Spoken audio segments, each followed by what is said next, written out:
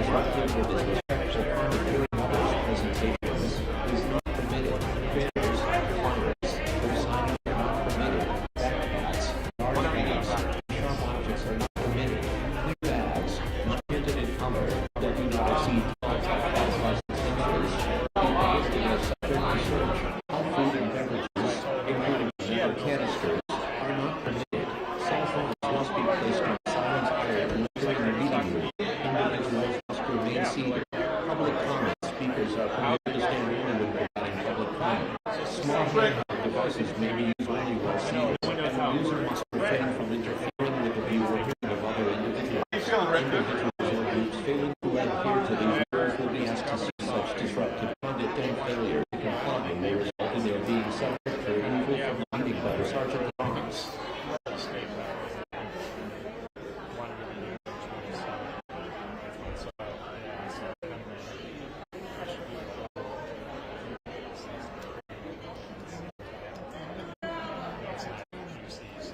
No, but it's important.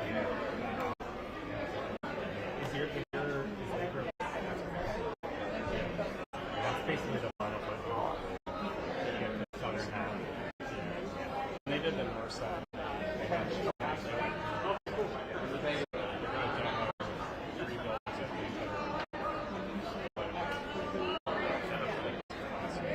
I watched your young lords again.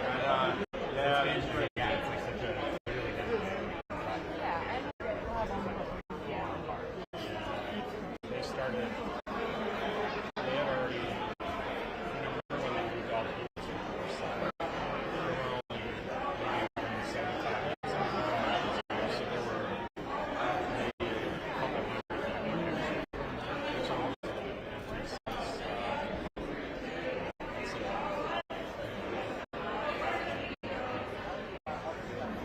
There were days.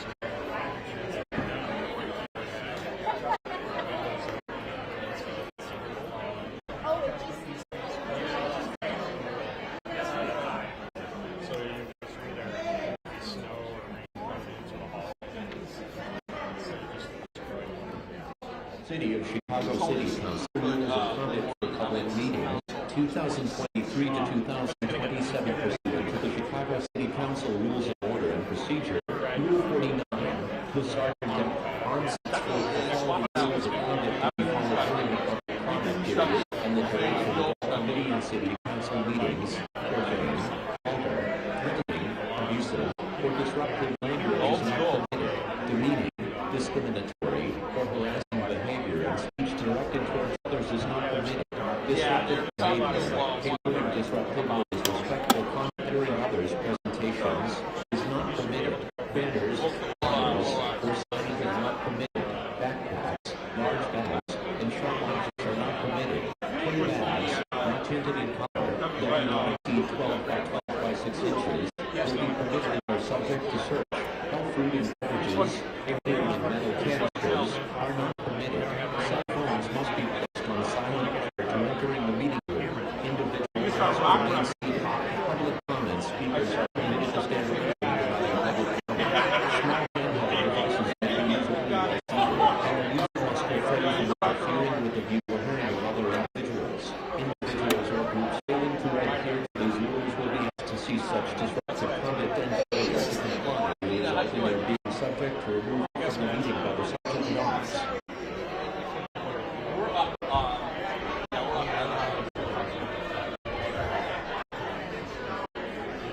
March 46.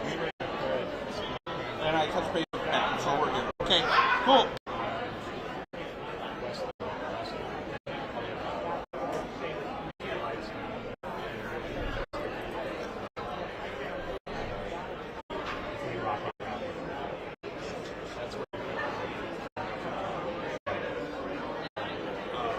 Justin did it.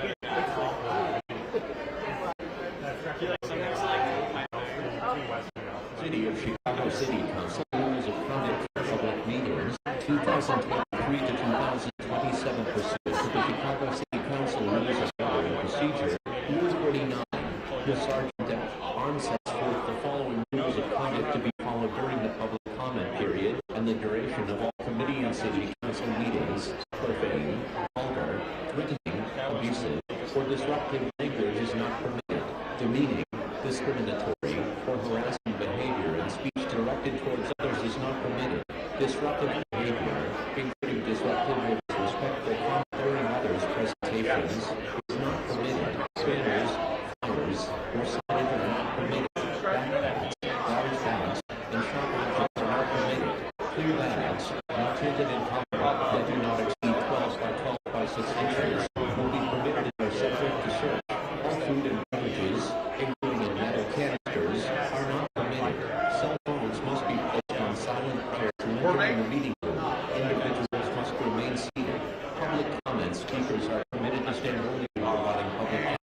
Small handheld devices may be used only while seated, and the user must refrain from interfering with the view or hearing of other individuals. Individuals or groups failing to adhere to these rules will be asked to cease such disruptive conduct, and failure to comply will result in their being subject to removal from the meeting by the sergeant at arms.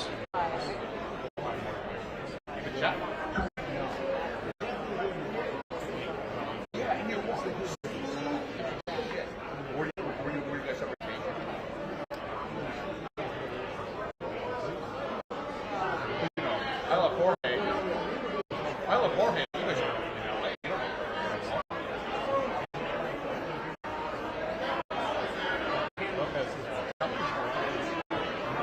My colleague is coming.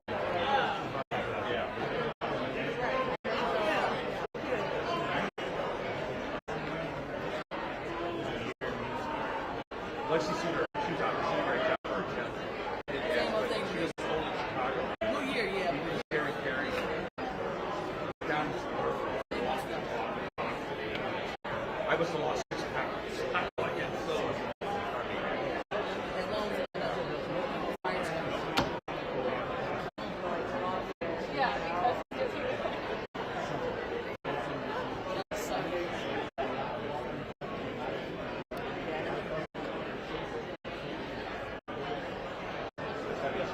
especially if you're walking around.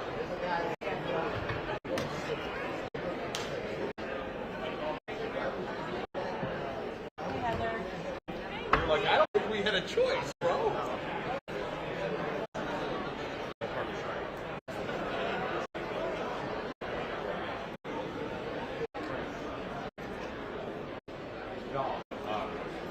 You're walking.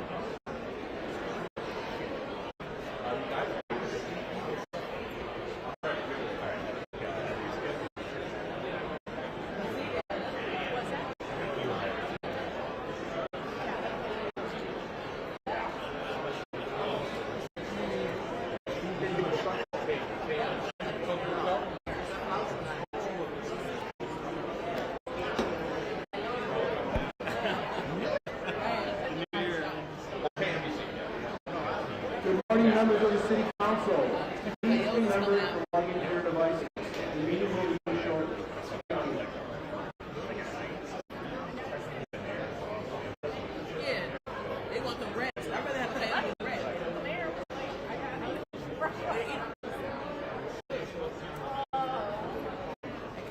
Give me that cheese. Yeah, what's going on with the coyotes? Not from here. Could you imagine? I know. We got 3 coyote stories. Eat some cheese. Eat some ass. I'm like, I'm freaking. No, I know. But the video of pulling the tail out, when you just see the tail, is so irksome to me. It's so creepy. I'm like, what is that? Yeah. You can only get the tail, you can go like, I guess so. How did it get in there? Must have gotten You know about all this, yeah. You know how they doors open up and all these over the back door they have inventory delivery. It's like, hey, I'm coming in.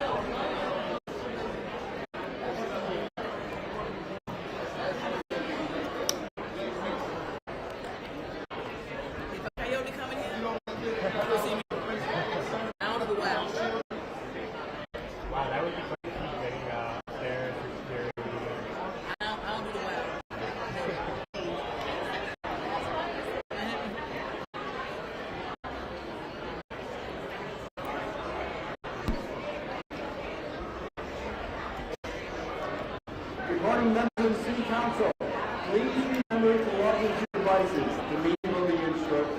Thank you.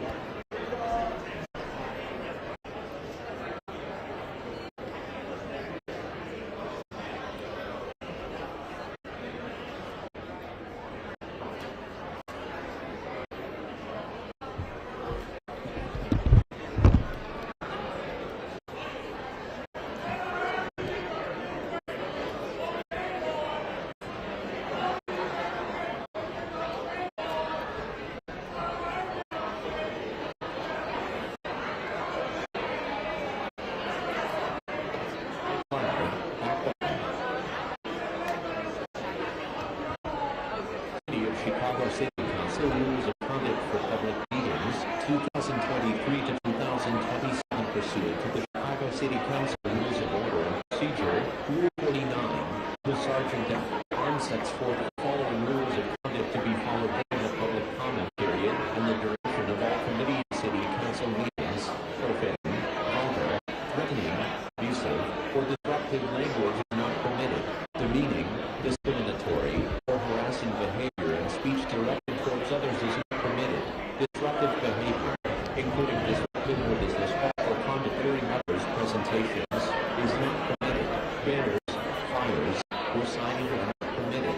Backpacks, large bags, and sharp objects are not permitted. Clear bags, not tinted in color, that do not exceed 12 by 12 by 6 inches, will be permitted and are subject to search. All food and beverages, including in metal canisters, are not permitted. Cell phones must be placed on silent prior to entering the meeting room.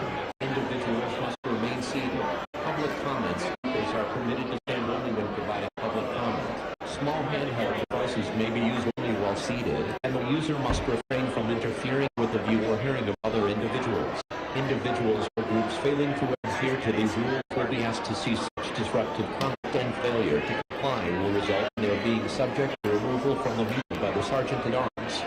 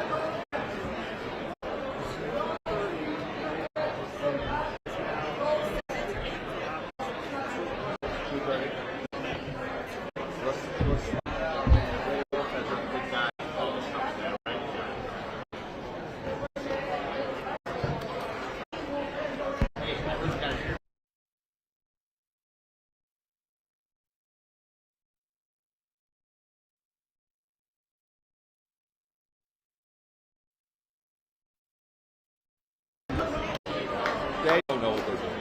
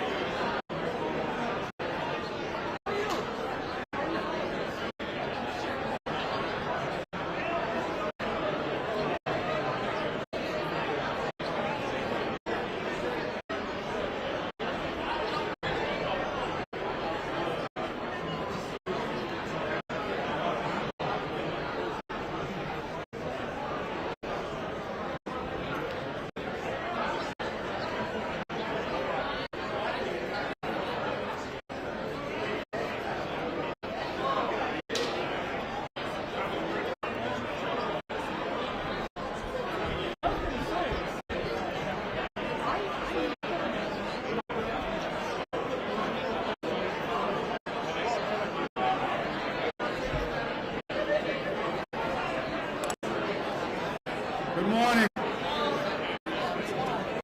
Good morning, ladies and gentlemen. Happy New Year. Good morning. Please take your seats. Good morning. Silence.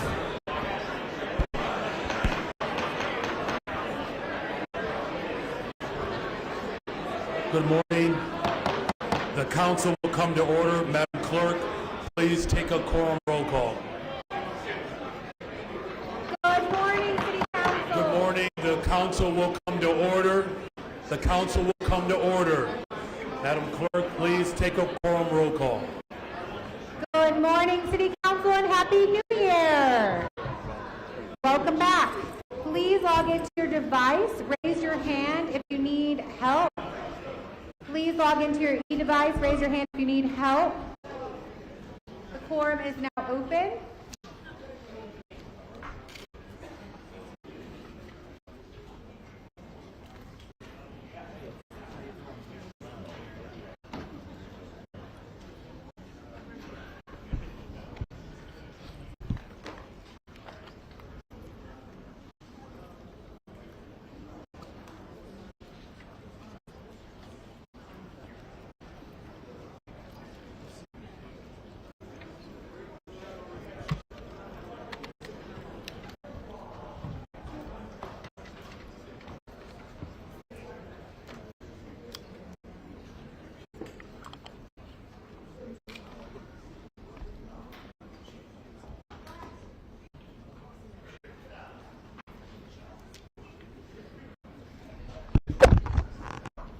I will now take a voice roll call based on those are not here. Alderman Hall. Not present. Alderman Mitchell. Not present. Alderman Beal. Beal is present. Alderman Quinn. Quinn is present. Alderman Lopez. Lopez is present. Alderwoman Coleman. Not present. Alderman Moore is present. Moore is present. Alderwoman Taylor. Not present. Alderman Mosley. Not present. Alderwoman Scott. Scott is present. Alderman Burnett. Burnett is present. Alderman Ramirez-Rosa. Alderman Vasquez. Vasquez is present. Alderman Riley. Riley is present. Alderman Knudsen. Knudsen is present. Alderwoman Clay. Clay is not present. Are all those who voted who wish? All right, the quorum is now closed. Thank you, Madam Clerk. There are 42 present. We do have a quorum. There is one alder that has requested to participate in today's meeting remotely for reasons stated in Rule 59, and that person is Alderperson Rosana Rodriguez Sanchez. Madam Clerk, can you confirm that the alder is logged in online? Yes, Alderwoman Rodriguez Sanchez, are you there? I'm here. Rodriguez Sanchez is present. Very well, thank you, Madam Clerk. Can I get a motion to approve the remote participation of, it's been moved, very well. All those in favor signify by saying aye. Any opposed say nay. In the opinion of the chair, the ayes have it. Madam Clerk, please verbally confirm. All right, there's been a roll call request for participation remotely for Alder Rodriguez Sanchez.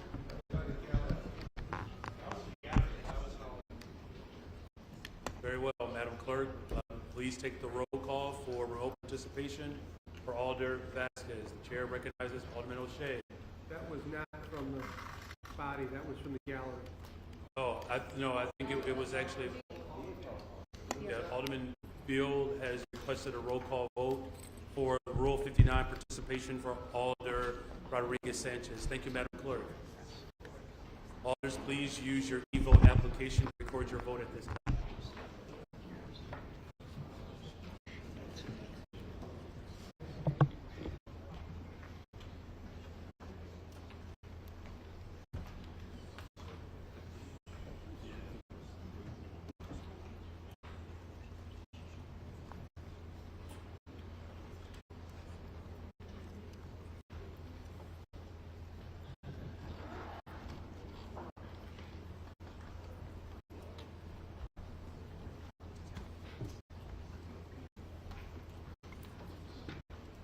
All right, the vote is now open. The vote is now open. Please use your device and log log in. Hit refresh on your device so you'll see it pop up.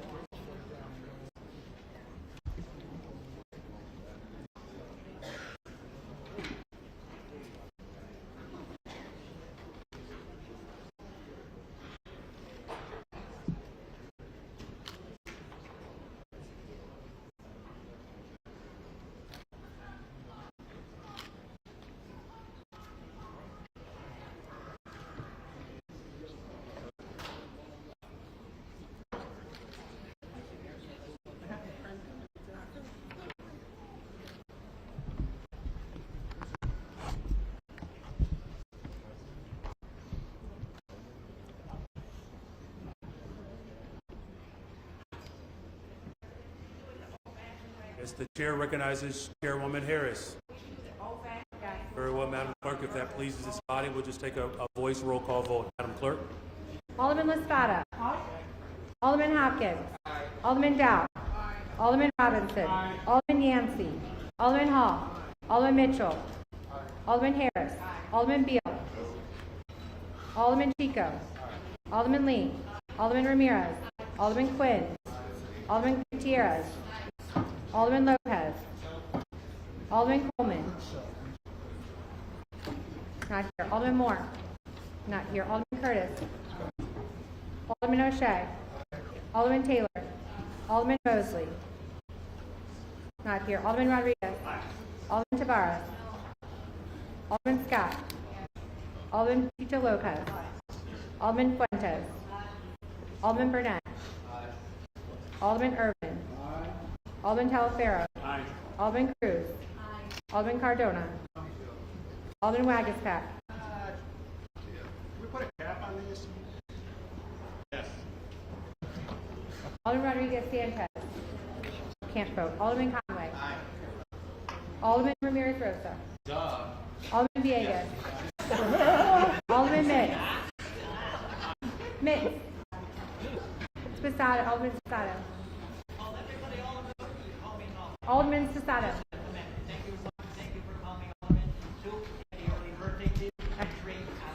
Thank you. That's how I love doing my birthdays is roll call. New Alderman Nutrit. Alderman Vasquez. Alderman Napolitano. Alderman Riley. Alderman Knudsen. Alderman Lawson. Alderman Gardner.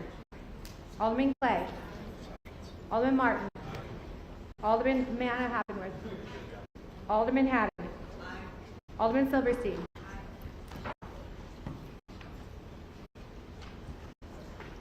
This is so awful. Very well. There are 42 ayes, 42 ayes, 4 nays. This motion passes. Alderman Mitchell on the motion to reconsider. All those in favor of the reconsideration of this vote signify by saying aye. Any opposed say no. No. This motion fails. Please rise for the Pledge of Allegiance.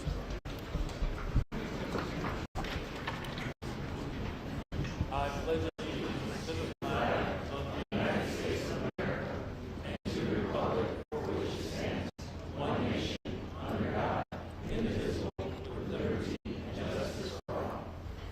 Please remain standing for the invocation, which will be delivered by R.A. Antonis from Branch Community Church. Good morning, my fellow Chicagoans. It's an honor to be here, and thank you for welcoming me, and thank you, Mayor, and the clerk as well. So my wife and I grew up in the city. Our children have been raised in the city. We are a product of the Chicago Public School, and it is an honor to be here. Having immigrated here from another country where there wasn't a representation, this is amazing to see the voice of the people here. I work with a church in the far north side, but also I'm a part of a new thing gathering of about 125 churches in Chicagoland, where we try to break down barriers and bring help to the community. I'm also part of a financial institution called Thrivent, where we try to help communities that have financial needs and deserts and such to be well educated. So I want to thank you very much for all your work. You're welcome. When my parents immigrated here, they were... Antonis, we ask that you deliver your invocation. Yes, please, I don't mean absolutely. to be disrespectful. Yes, sorry about that. All right. Thank you. You're welcome. Let's pray. Thank you. Father, thank you. Thank you for this gathering of men and women who serve you. We pray that they'll be equipped, that they will be able to start the year fresh, fully equipped, and cared for. I pray for their hearts to serve the men and women in their communities. Help them to be focused and continue to be strengthened by you. In your Son's name we pray. Amen. Amen. Please remain standing, please. Just for a moment, that I would ask that we take a moment of silence in the memory of former President Jimmy Carter, for all of those who have lost their lives to the terrorist attack in New Orleans on January 1st, and for all of those who have lost their lives and homes in the tragic fires in Los Angeles. Let's take a moment of silence.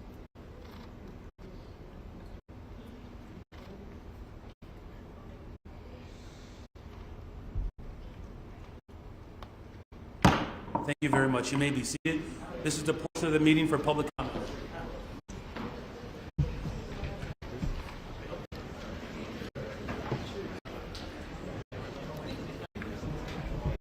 The council will now begin the public comment period, which is limited to a maximum of 30 minutes. Each speaker is limited to 3 minutes. Speakers cannot yield or transfer their time to another speaker. Any written comments that have been submitted will be posted and made available for automatic review. Our first speaker this morning is Griselda Acosta.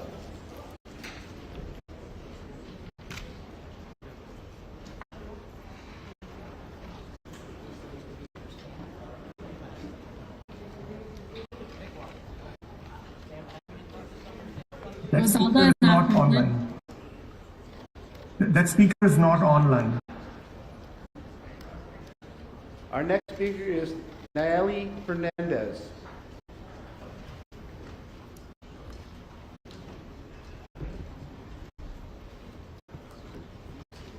Good morning. Good morning. Good morning, Mr. Mayor, City Council members and staff. My name is Nayeli Fernandez, and I reside in Jefferson Park. I stand before you today to express my strong opposition to the proposed amendments to the Welcoming City Ordinance. As a DACA recipient who has called Chicago home for 24 years, arriving here at the age of 14, I am a proud graduate of CBS, the University of Illinois and Northeastern Illinois University. My journey is a testament to the opportunities this city offers to immigrants like myself. I vividly recall November 9, 2016, when I was working at a Chicago middle school predominantly attended by immigrant students or those with immigrant parents. The atmosphere was heavy with fear. Students confided their anxieties about potential deportations under this upcoming administration. They fear being torn from the country they consider home, disrupting their aspirations for a better future. Fast forward to November 6th of this past year, I was teaching first-year college students, many of whom are immigrants. They jested about not seeing me next year, referencing the renewed threats of deportation. Their fears mirror those of my earlier students' concerns about derailed professional goals and these prospects returning to countries where opportunities are scarce. In both instances, the sanctuary status of Chicago provided a semblance of comfort. Knowing that our city welcomes and protects immigrants offered reassurance that, despite federal threats, Chicago stood as a safe haven. The proposed amendment suggests that by assisting federal authorities in apprehending individuals involved in specific criminal activities, we can protect law-abiding immigrants from mass deportation. However, this perspective overlooks critical considerations. Crime rates among immigrants. Studies have consistently shown that undocumented immigrants have lower crime rates compared to native-born citizens. Research indicates that immigrants are less likely to commit crimes that have lower incarceration rates than U.S.-born individuals. This change will not only fail to protect our immigrant population, but will also open the doors to racial profiling by allowing local law enforcement to collaborate with federal immigration authorities. We risk of targeting individuals based solely on their race, ethnicity, and perceived immigration status. This creates a climate of fear and injustice, disproportionately affecting Black and brown communities, even those who are U.S. citizens or have legal status. The proposed changes could lead to violations to the Illinois Trust Act and infringe upon individuals' due process rights. By involving local law enforcement in federal immigration matters, we risk undermining state laws designed to protect our communities. Introducing these amendments may foster fear and uncertainty, leading to increased distrust between immigrant communities and local authorities. This erosion of trust can have detrimental effects on public safety, as individuals may become reluctant to report crimes or cooperate with law enforcement, making our city less safe for everyone. Chicago has long been a beacon for those seeking a better future, a city enriched by the contributions of immigrants. To alter our sanctuary status is to betray the values of inclusivity and protection that define us. I urge you to vote no on the proposed amendment. Thank you very much for your comments.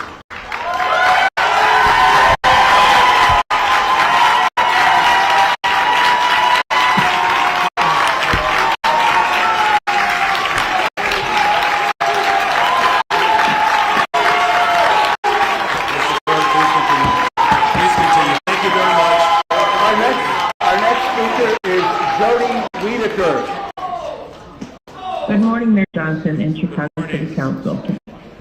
I've spoken before you on multiple occasions about the dangers of fur farming and how packing thousands of wild fur-bearing animals into miserably tight spaces can cause drastic results where viruses can jump from animals to humans and create the next pandemic.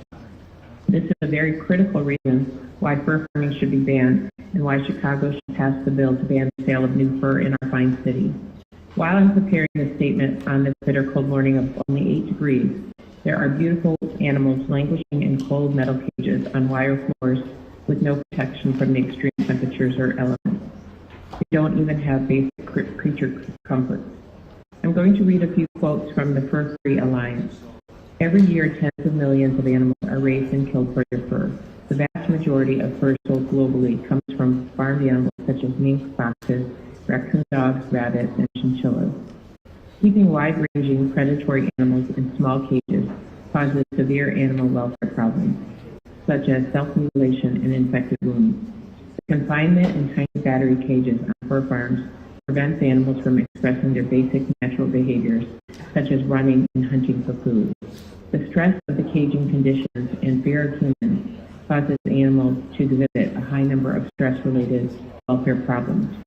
Numerous scientific reports have indicated that severe health problems are inherent to fur production and that animals on all fur farms have been found to exhibit physical and behavioral abnormalities, such as infected wounds, missing limbs from biting incidents, eye infections, bent feet, mouth deformities, self-mutilation, cannibalism of dead siblings or offspring, and other stress-related stereotypical behaviors. This behavior as a result of stress occurs on all fur farms and is expressed as pacing along the cage wall, repetitive circling, or nodding of the head. There are plenty of man-made synthetic materials that can keep humans much warmer than the skin of an animal who was born into this world simply to live in filthy squalor and then be killed in a horrific and painful manner. While I'm presenting to you now, I am in the warmth of my home and you all are in the warmth of Chicago City Hall. Please think about those who are so much less fortunate than ourselves, and let's take this easy step to prevent their suffering, while at the same time helping to stop another epidemic. Thank you again for your time and consideration, and please stay warm. Thank you very much for your comments. Our next speaker this morning is the Chicago Conservative.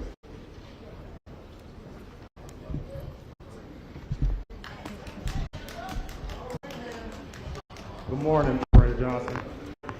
I'm going to start off with this question. Who are you loyal to? the American citizens here in Chicago or the illegal immigrants here in Chicago. The sanctuary law that Brandon Johnson allowed has drawn criminals, drug dealers, and now terrorists. We have terrorists in our cities now, some here in City Hall as we speak. Chicago police investigated an explosive device not far from 35th. Mr. Conservative, could you just hold your comments for a second, please? Stop his time. Just stop his time for a second, please. Mr. Conservative, could you just hold for a second? Those of you that are in the chamber today, that is your only warning. If there's another shout out during any presentation, I will clear the chambers. It's just that simple. If there's shouting coming from the chambers, I will put the meeting in recess and we will clear the chambers. Mr. Chicago Conservative, you may re-begin. Thank you. You're welcome, sir. Appreciate that. As I was saying, we have terrorists in our city now, some here in City Hall as we speak. There has been reports Chicago police investigated a discovery of an explosive device on 35th and King Drive at 10:56 a.m. and there a bomb unit had to be called. And let me remind the people, in 2021, Al-Qaeda said that they inspired to attack big cities like Chicago and New York with ghost guns and using trucks and things like this with pipe bombs. So this stuff is serious. And you want to know what Brandon Johnson's response is? Oh, I'm a Bears fan. Oh, I'm a little child. Look, are you with the CTU or do you want to be the mayor? Now, I know you are bad as a mayor, but let's just be honest, man. You got to choose one. You're either going to be the mayor, do your job, or you're going to be a part of the teachers union. And something tells me that you're not going to be the mayor long and you want that $5 million pension when you retire with the Chicago Teachers Union. But let me just continue. The people here, I see a lot of your supporters here today. And I'm going to ask you guys, what have the Democrats ever done for you for these past 70 years? What have the Democrats have ever done for you? I'm going to ask you guys, who's the bigger fool? The fool or the fool that follows the fool for 70 plus years doing absolutely nothing for African Americans such as yourselves? This won't stop at illegals. Our babies will continue to be victims of crime, murder, and things like drugs, gangs, if you vote the Democratic Party in. I'm talking about like black people here making the same mistake over and over again. Don't complain when the streets aren't clean. Don't complain when nothing is getting done because you guys are still voting people like Brandon Johnson and he does not care. He cares more about, what do you care about, Mr. Brandon Johnson? Do you care more about your pockets or do you care about the people of Chicago? You care more about illegals than the people of Chicago. We are from here. You prioritize them more than us. Like, what are you doing, man? You're surprised that you got a 14% approval rating? You're letting in terrorists, man. This is serious. This is on top of what Lori Lightfoot has already done to Chicago. You're adding on to the problem. Do you want to help us or not? Because the people is getting fed up with this, man. The Democratic Party cannot save us. Only God can save us. You guys understand me? Only God can save us. These people, you guys are asking for handouts, and I hear you people over here saying, oh, I don't need a big loaf. All I need is a slice. These are the people you associating yourself with. Thank you very much for your comment.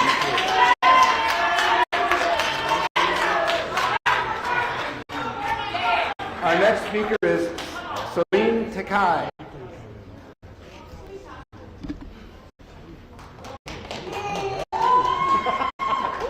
I haven't even spoke. Okay. Hello. Good morning. Good morning. As a first-generation American, a daughter of immigrants, it's heartbreaking to see the city my parents immigrated to, a city they chose because it is a sanctuary city, is now at risk of no longer being a safe haven. My father fled Syria to save his own life.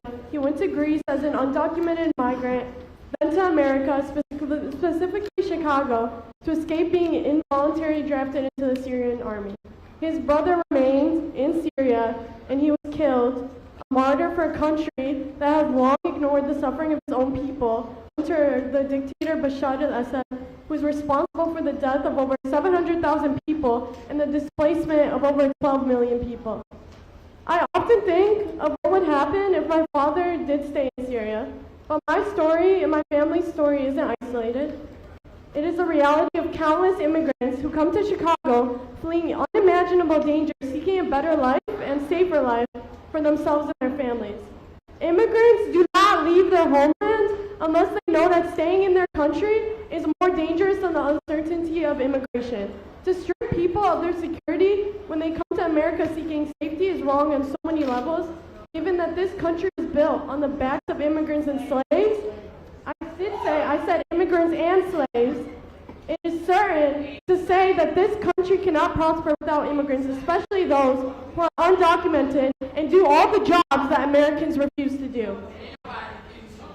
I urge you all to vote against any cooperation and collaboration between ICE and CPD. Voting in favor of this collaboration will strip families apart. I don't want to see my families and loved ones being deported and their lives being destroyed because Chicago is going back on its claim to be a sanctuary city. Thank you.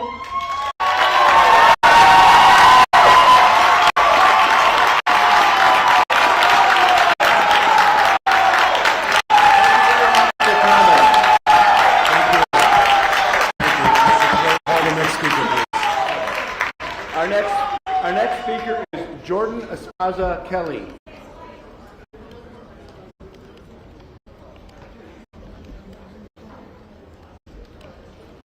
Hello, City Council. Good morning. My name is Jordan Esparza Kelly, representing CARE Chicago, the Council for American Islamic Relations, and I'm a resident of the 30th Ward.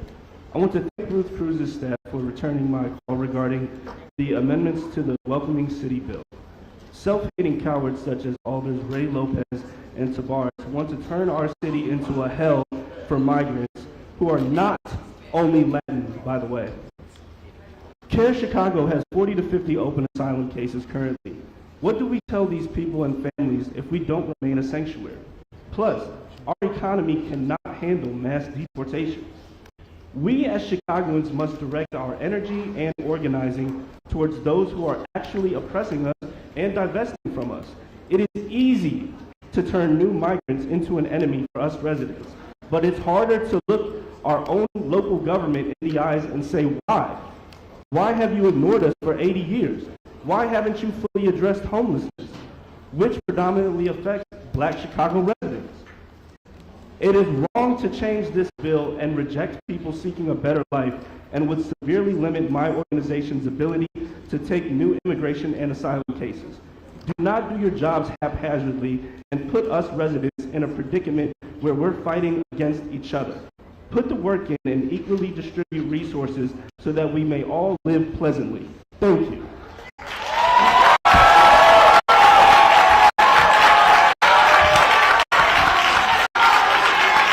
Thank you very much for your comment.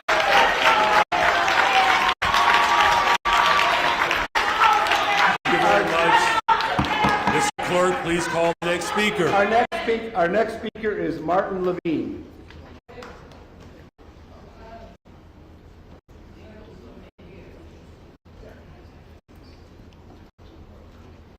Good morning, Mr. Mayor and members of the City Council. Good morning. My name is Marty Levine. I'm a resident of the 48th Ward, and I'm representing the Jewish Council on Urban Affairs. JCUA has, for years, been a strong supporter of immigrant rights and of the welcoming ordinance, but I come also this morning to speak personally. The last years of raging against immigrants to this country have reminded me of something I really have forgotten in many of my 60 years. My mother came to this country from the other river. She came fleeing a country that was at war. She came fleeing because her father had to flee and came to this country before. And I have never thought about this until the last 5 years or so, when I began to wonder if I had to prove who my mother was as a citizen. I don't have a document for that. She is a citizen. She's voted in every election. I think she has been eligible to vote. But if you ask me to demonstrate that, I could not do that. And she would be at risk of being challenged if she was a jaywalker, if she had a motor vehicle crime, and with the kind of changes you're proposing. I think about this often, more often than I should, as a 67, 68, now 78-year-old man. I also know that Chicago has been a welcoming city.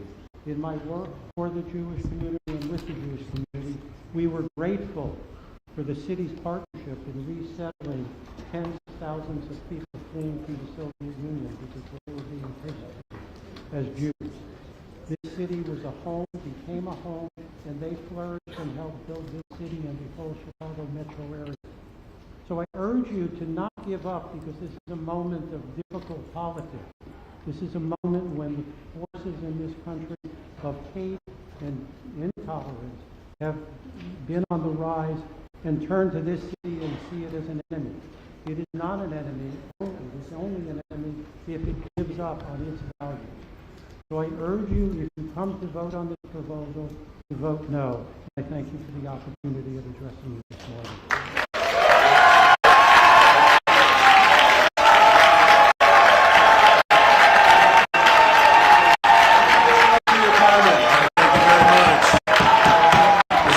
Please call the next speaker, please. Speaker is Elias Cepeda.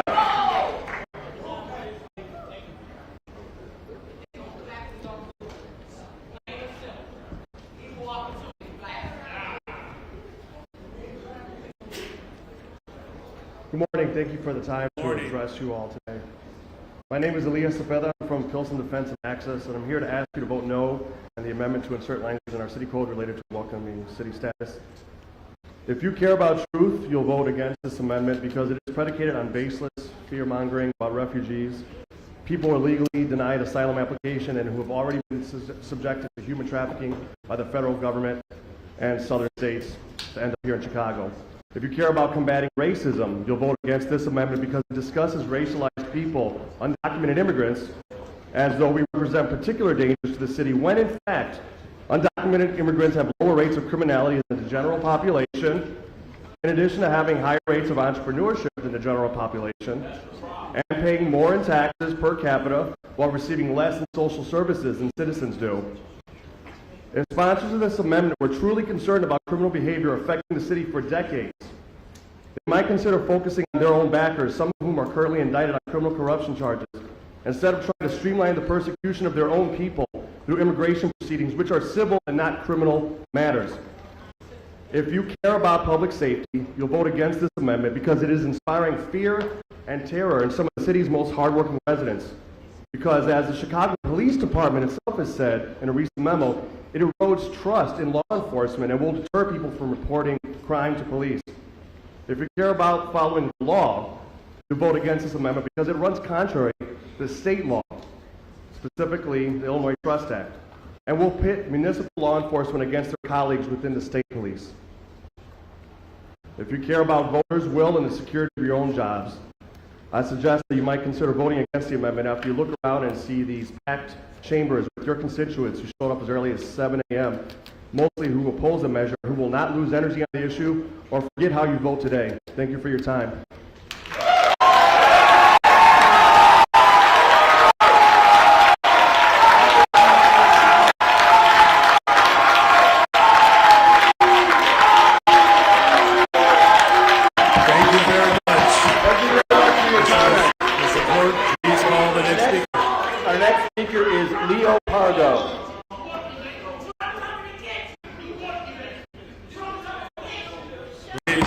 There will be order in the chamber.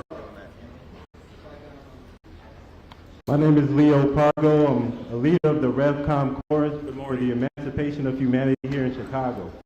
We're calling on all of the decent people to say no in the name of humanity and refuse to accept a fascist America, to stop Trump MAGA fascist program, saying no to mass deportations.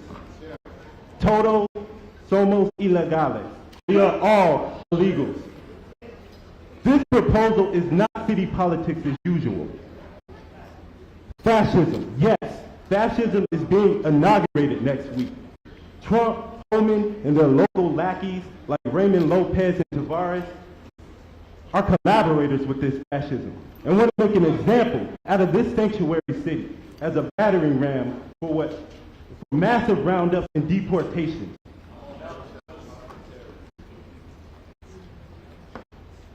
All of the decent people who want to see an end to this oppression, to this madness, who don't want to see our immigrant brothers and sisters who have been forced to come here from all over the world be rounded up and hauled off and families destroyed because of that need to stand up and flood the streets January 20th and 21st, saying no, in the name of humanity, we refuse to accept a fascist America. They want to make an example out of Chicago, making it ground zero for mass deportations. Well, I'll tell you what, we do need to make Chicago an example of people finding their courage and their backbone, standing up with collective action and self-sacrificing struggles with the goal and aim of defeating this fascism. And just everybody in the room today, particularly all of the bootlickers and MAGA Trump supporters here, all the black people and Latinos in Chicago who are caught up foolishly calling for these deportations, quit sounding like the rabid white racists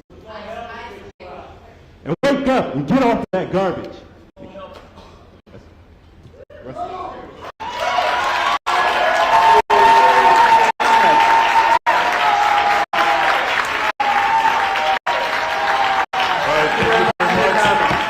Mr. Clerk, please call our last speaker. Our next speaker is Esther Martinez. Hi, good morning, Chicago. Good morning.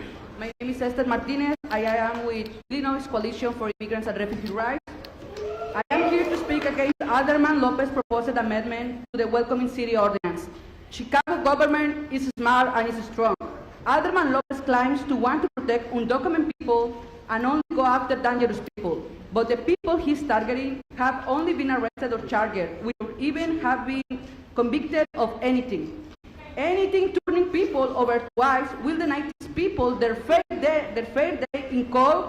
They will be stuck in ICE detention, unable to pay a bond that will cost thousands of dollars if they get a bond at all, and unable to show up for the court dates and fight the case against them. What part of innocent until proven guilty does Alderman Lopez not understand?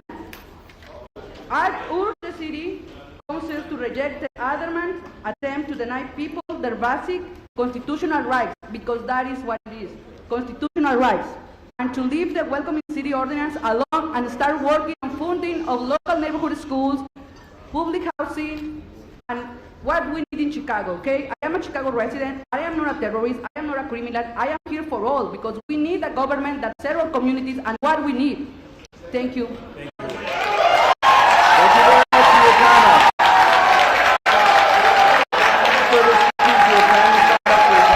Thank you, Mr. Clerk. Thank you very much for all the public comments.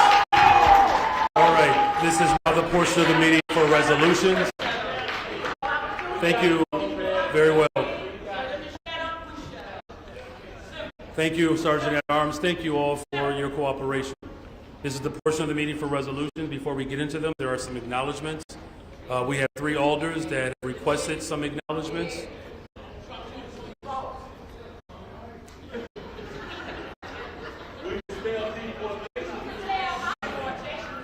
Sergeant at Arms, please restore order.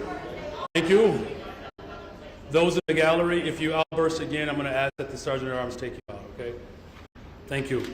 There are some acknowledgements here. First up, we have Alder Hatton, who wishes to honor the life of Chandra Libby, Director of the Homeless Outreach and Prevention, the Department of Family and Support Services. We will be honoring her legacy in a formal way in February at the council meeting. So I would encourage remarks besides Alder Hatton to be held until then. The chair recognizes Alder Hatton. Thank you, Mr. President. Good morning, everybody, colleagues. Early at the beginning of the year, so January 5th, we lost an amazing public servant, Ms. Chandra Libby. I think myself and my office were in weekly communications with Chandra. For those who don't know her in the public, Chandra served as a leader at the Department of Family and Support Services for 16 years. She was the director of the Homeless Outreach and Prevention Program, or the HOP team. Chandra coordinated outreach through the city during the COVID-19 pandemic. And she and her teams have served as frontline essential workers while the majority of residents were staying at home. They ensured that unhoused residents received basic needs and personal protective equipment and access to health care and housing. Chandra helped strengthen the city's overall encampment strategy by designing the multi-agency encampment initiatives that brought a range of supportive services, including mobile health units, to encampments across the city for days at a time to work intensively with residents and to encourage them to move to shelter. Chandra designed and stood up Chicago's first low-barrier shelter. The Pilsen Shelter is dedicated to encampment communities to support residents who want to move into shelter, but maybe the shelters that are available to them don't provide the services that they need or have too many barriers for them to gain access. When DFSS launched accelerated moving events, these events have housed thousands of Chicagoans at this point. Chandra created the model for these events for unsheltered residents. Under her leadership since 2020, the DFSS HOP team has conducted 33 AMEs for unsheltered residents, moving people into permanent housing. Chandra was a true public servant who served thousands of unhoused Chicagoans and supported her team and partners compassionately over the years. She touched the lives of many DFSS staff and staff across other city departments and delegate agencies. The same can be said about her reach across aldermanic offices and wards. She was the person everyone knew to call for help for Chicagoans who are experiencing homelessness in their time of need. To Interim Commissioner McCauley, to the DFSS team, to the HOP team, we are so sorry for your loss. This is a loss for our entire city. Chandra will be missed, and the legacy of her service won't be forgotten. Thank you, Mr. President. Thank you, Alder Haddon. For this body, I would please ask that for the life and the legacy of Chandra Libby, if we could just take a brief moment of silence in her memory. A brief moment of silence in her memory.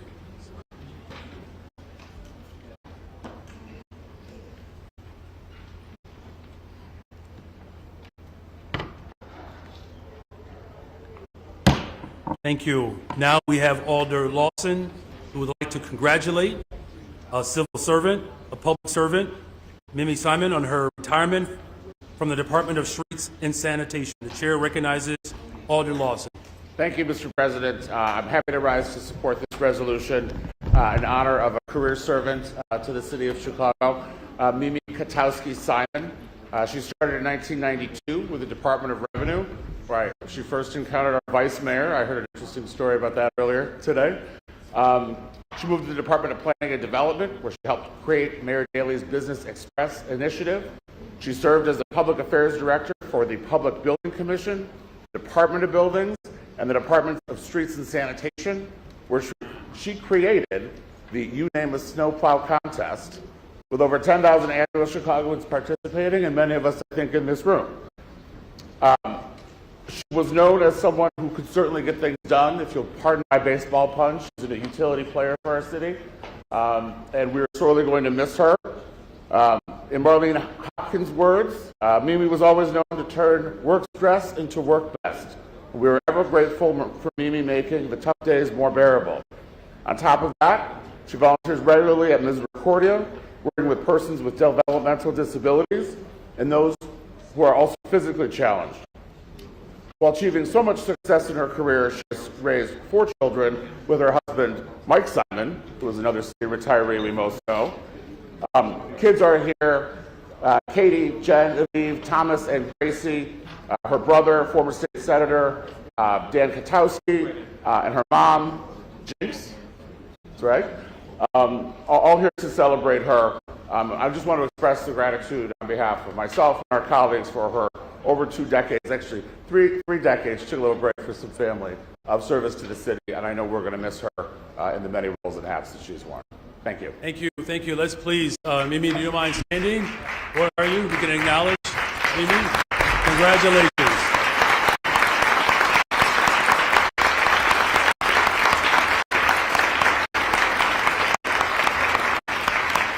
Thank you, Alder Lawson. And now finally, our one last acknowledgement. Alderwoman Coleman would like to acknowledge AKA Day. The chair recognizes Alderwoman Coleman. Thank you so much, Mr. President. It is a oh-so-pretty day, and it is the 117th Founders Day of the first, finest, and best sorority, the Alpha Kappa Alpha Sorority Incorporated, that Chairman Michelle Harris and I are very proud members to be a part of. We are headquartered here in the city of Chicago. I can't reiterate how much of an impact our sorority has made, not only in this city, but in our nation. Happy Founders Day, soror, for surely we serve all mankind. Thank you, Mr. President. Thank you very much. Thank you again, Alderwoman Coleman. Now we have 3 resolutions today commemorating the International Holocaust Remembrance Day, honoring the life of the great William Bill Beavers, and honoring the life of Jose Chacha Jimenez.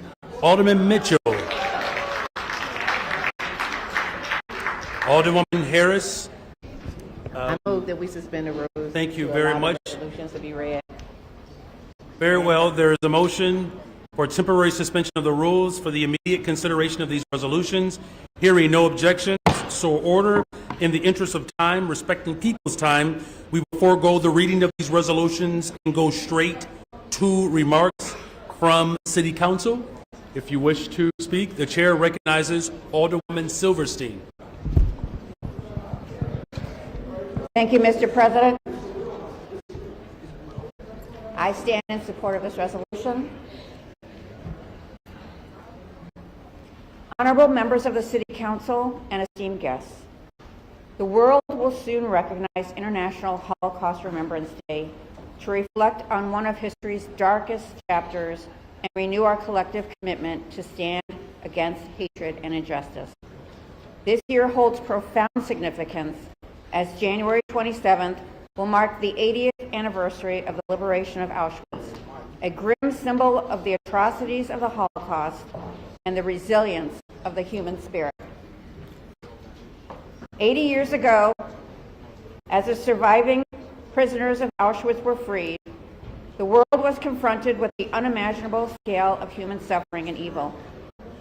Auschwitz was the largest Nazi killing center and concentration camp complex, where approximately 1 million Jews perished, along with around 70,000 Poles, 21,000 Roma and Sinti, 15,000 Soviet POWs, and 12,000 prisoners of other ethnic backgrounds.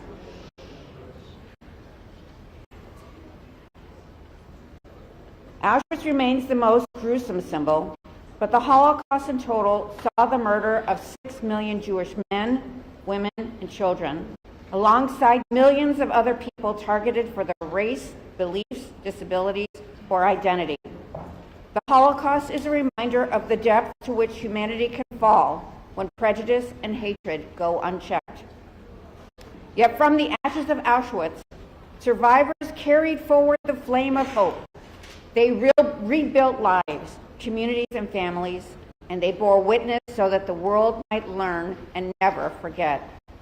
Here in Chicago, we are privileged to have survivors among us whose courage in sharing their stories is an enduring gift to humanity.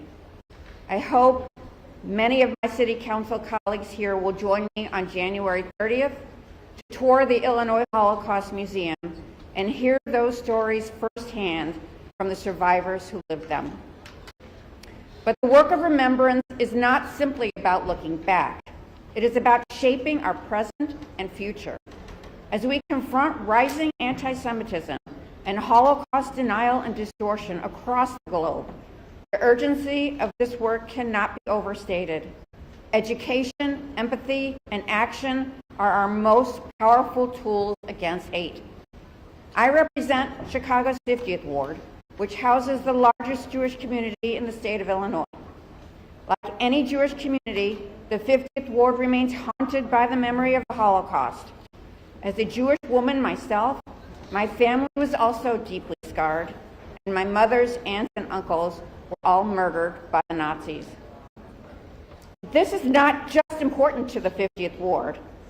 As a city that cherishes its diversity, Chicago has a special responsibility to honor the memory of the Holocaust by standing firmly against bigotry in all its forms.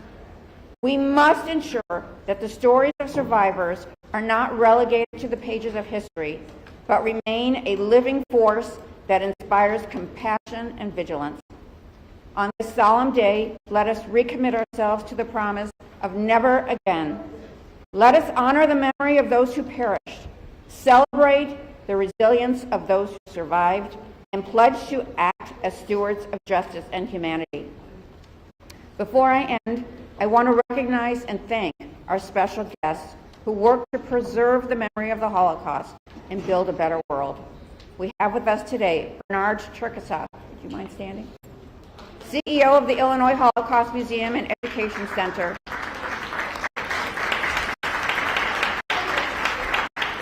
An institution that keeps the lessons of the Holocaust alive through education and remembrance. Ari Saget, representing 3G Chicago, an organization ensuring that the voices and stories of Holocaust survivors endure through the efforts of their grandchildren. Simona Citron, daughter of Holocaust survivor Zipporah Katz and Andy Lowenthal, son of the Holocaust survivor Michael Lowenthal, and both board members of the Illinois Holocaust Museum. Maya Gumarov, from CJE Holocaust Community Services, who provide vital support and care for our survivor communities. And Nicole Wagner, representing AJC, the American Jewish Committee, a global advocacy organization that confronts anti-Semitism and upholds the democratic values that unite Jews and our allies. Thank you all so much for being here today. Your leadership and dedication are vital to ensuring that the Holocaust lessons resonate for generations to come. Thank you. Thank you. Are there any other alders that wish to speak to this resolution? All right, seeing the chair recognizes Alderman Lawson and Knudsen. Will follow. Thank you, Mr. President. I just briefly wanted to rise to be associated with this resolution to thank my constituent and friend Bernard Cherkasov for everything he's doing with the Holocaust Museum. For those of you who didn't get a chance to go last year, please go at the end of this month. It's a new exhibit. There's a new story to be told, and that's one of the beautiful things about the museum. I was on a call a couple months ago talking about some exciting new things happening, and I remarked how the Holocaust Museum Center is really meeting the moment, both in our nation and I think nationally right now. And so I just want to encourage everyone to participate. I don't know if my colleagues know where the pink triangle symbol comes from, but it's the Holocaust, and that's what members of my community were made to wear. And so we will always stand together, and in the same vein, never again. Thank you, Mr. President. Thank you very much. The chair recognizes Alderman Knudsen. Thank you, Mr. Mayor. And I want to thank Alderperson Deborah Silverstein for constantly remembering the Holocaust and reminding us of the importance of it. Your leadership on the issue and fighting against anti-Semitism is so appreciated. I appreciate your partnership with getting Stop Hate-Littering through this past year, and I just want to thank you.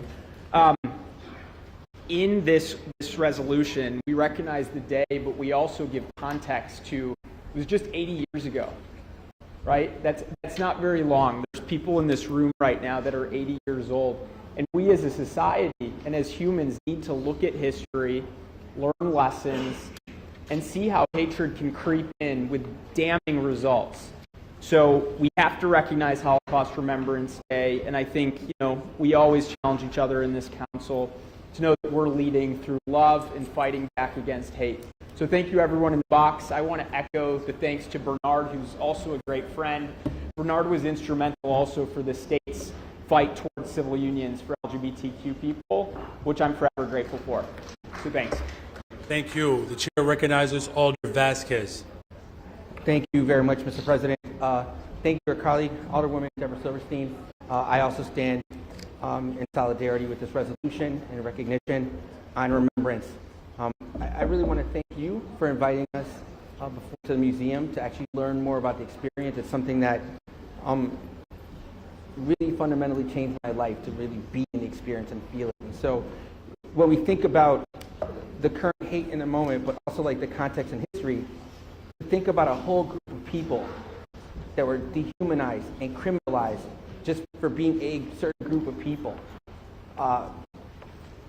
Post-Holocaust, when trying to find a home, how the U.S. itself would not accept people who were coming in that were Jewish. And it led to the same kind of persecution that, unfortunately, although we talk about remembrance, we don't seem to learn the lessons. As we keep continuing to see people time and time again be pushed away, be criminalized, be dehumanized, be persecuted, we've seen where this story takes us.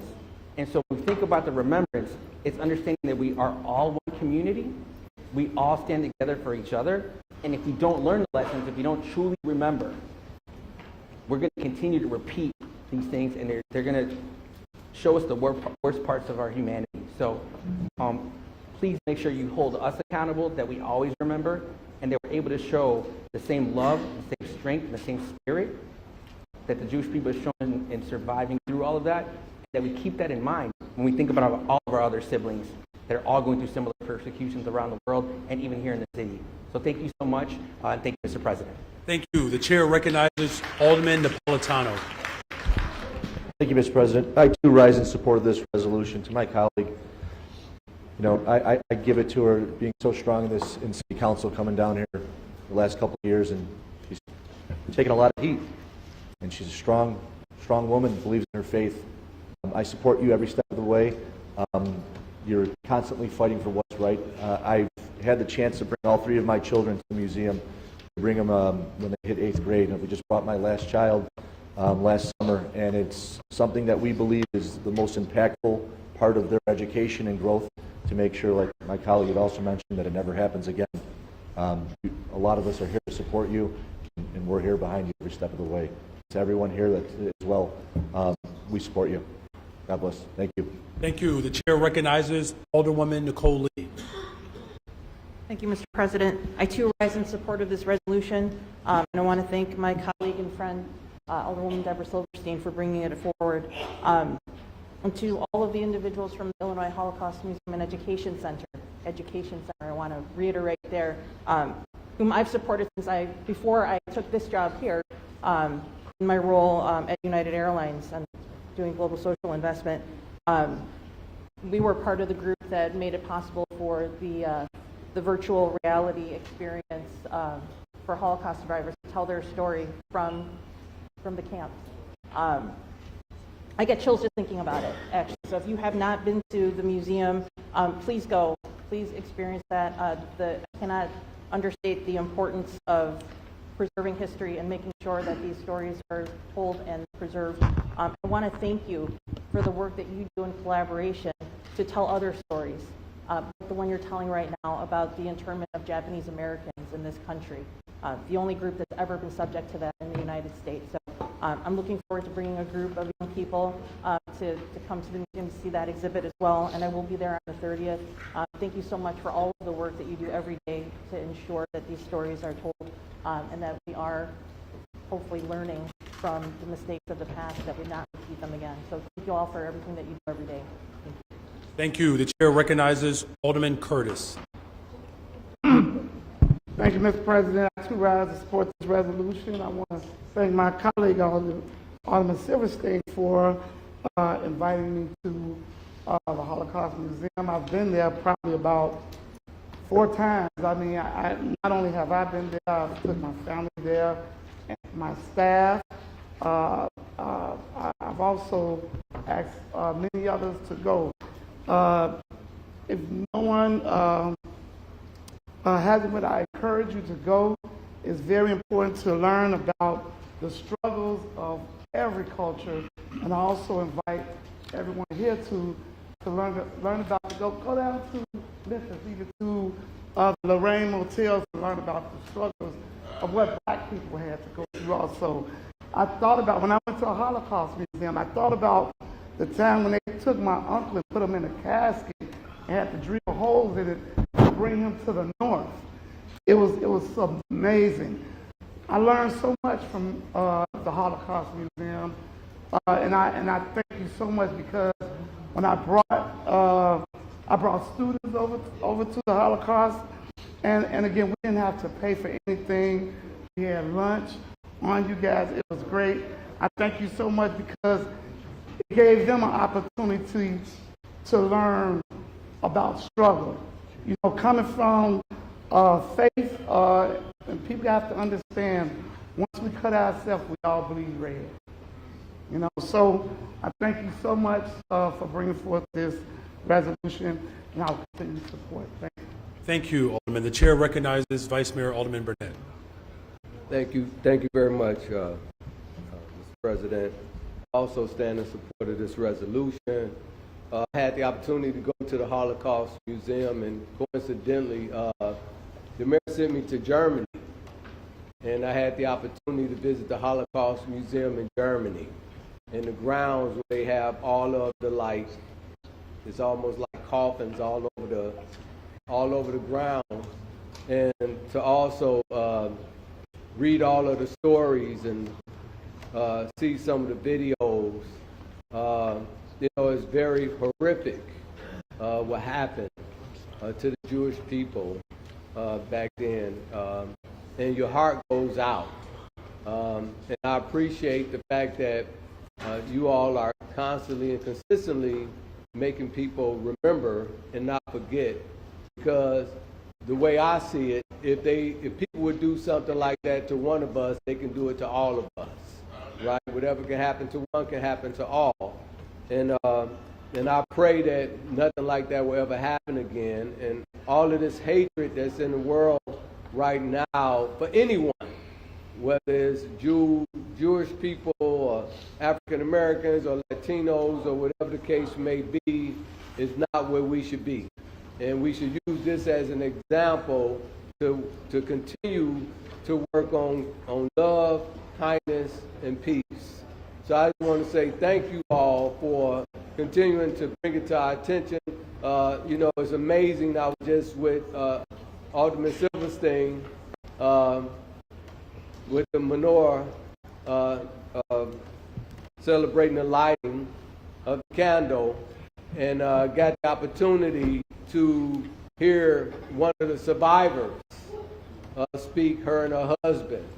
And it was very profound to hear folks who have lived through that, who are still here and still sharing with several generations, so that they can know and recognize that we cannot allow things like that to happen again. So I stand in support of this resolution. Thank you. Thank you. Seeing no other hands. Very well. We want to acknowledge again all of the individuals who are in the box today. Mr. Bernard Cherkasov, Ari Saget, Dan Thalheimer, Andy Lowenthal, Simona Cintron, Henry Jalen, Sharon Dornberg-Lee, Maya Jumirov, and Yonit Hoffman, Nicole Wagner. Thank you all for being with us today. And today, as we recognize the International Holocaust Remembrance Day, and on this day, we reaffirm our commitment to standing against hate throughout the city of Chicago. It's been 80 years since Auschwitz was liberated and the world learned of the full extent of the horrors of the Holocaust. In Auschwitz, it is estimated that 1 million Jewish people perished, along with tens of thousands of Polish and Romanian people, prisoners of war, and prisoners of other ethnic backgrounds. International Holocaust Remembrance Day enables us to honor those victims and remember the remarkable stories and, of course, their history. It is important to continually share their stories, whether they are stories of tragedy and heartbreak or stories of heroism and love shining through in their darkest times. These stories keep the memory of the millions of people who perished in the Holocaust. It keeps their stories and their memories alive. And importantly, they remind us to be vigilant and unwavering in our fight against hatred. Let us mark this day not just with words, but with continued actions to make the city of Chicago a more unified, vibrant, and equitable place for all to live and thrive. While extremists around the world and our nation continue to sow division and hatred, many even try to deny the realities of the Holocaust. Let us instead ensure that Chicago is always a beacon of progress, acceptance, and love. Here in Chicago, we will never deny or forget the Holocaust. Rather, we will commemorate it with actions that honor the victims and survivors, the Jewish community, and the people of this tremendous city. I'm honored to present this resolution today to the Illinois Holocaust Museum and Education Center, along with 3G Chicago, in recognition of their work to educate people, all people, about the Holocaust and honor the legacy of its victims and survivors. Thank you. We appreciate your love and dedication to the people of the globe.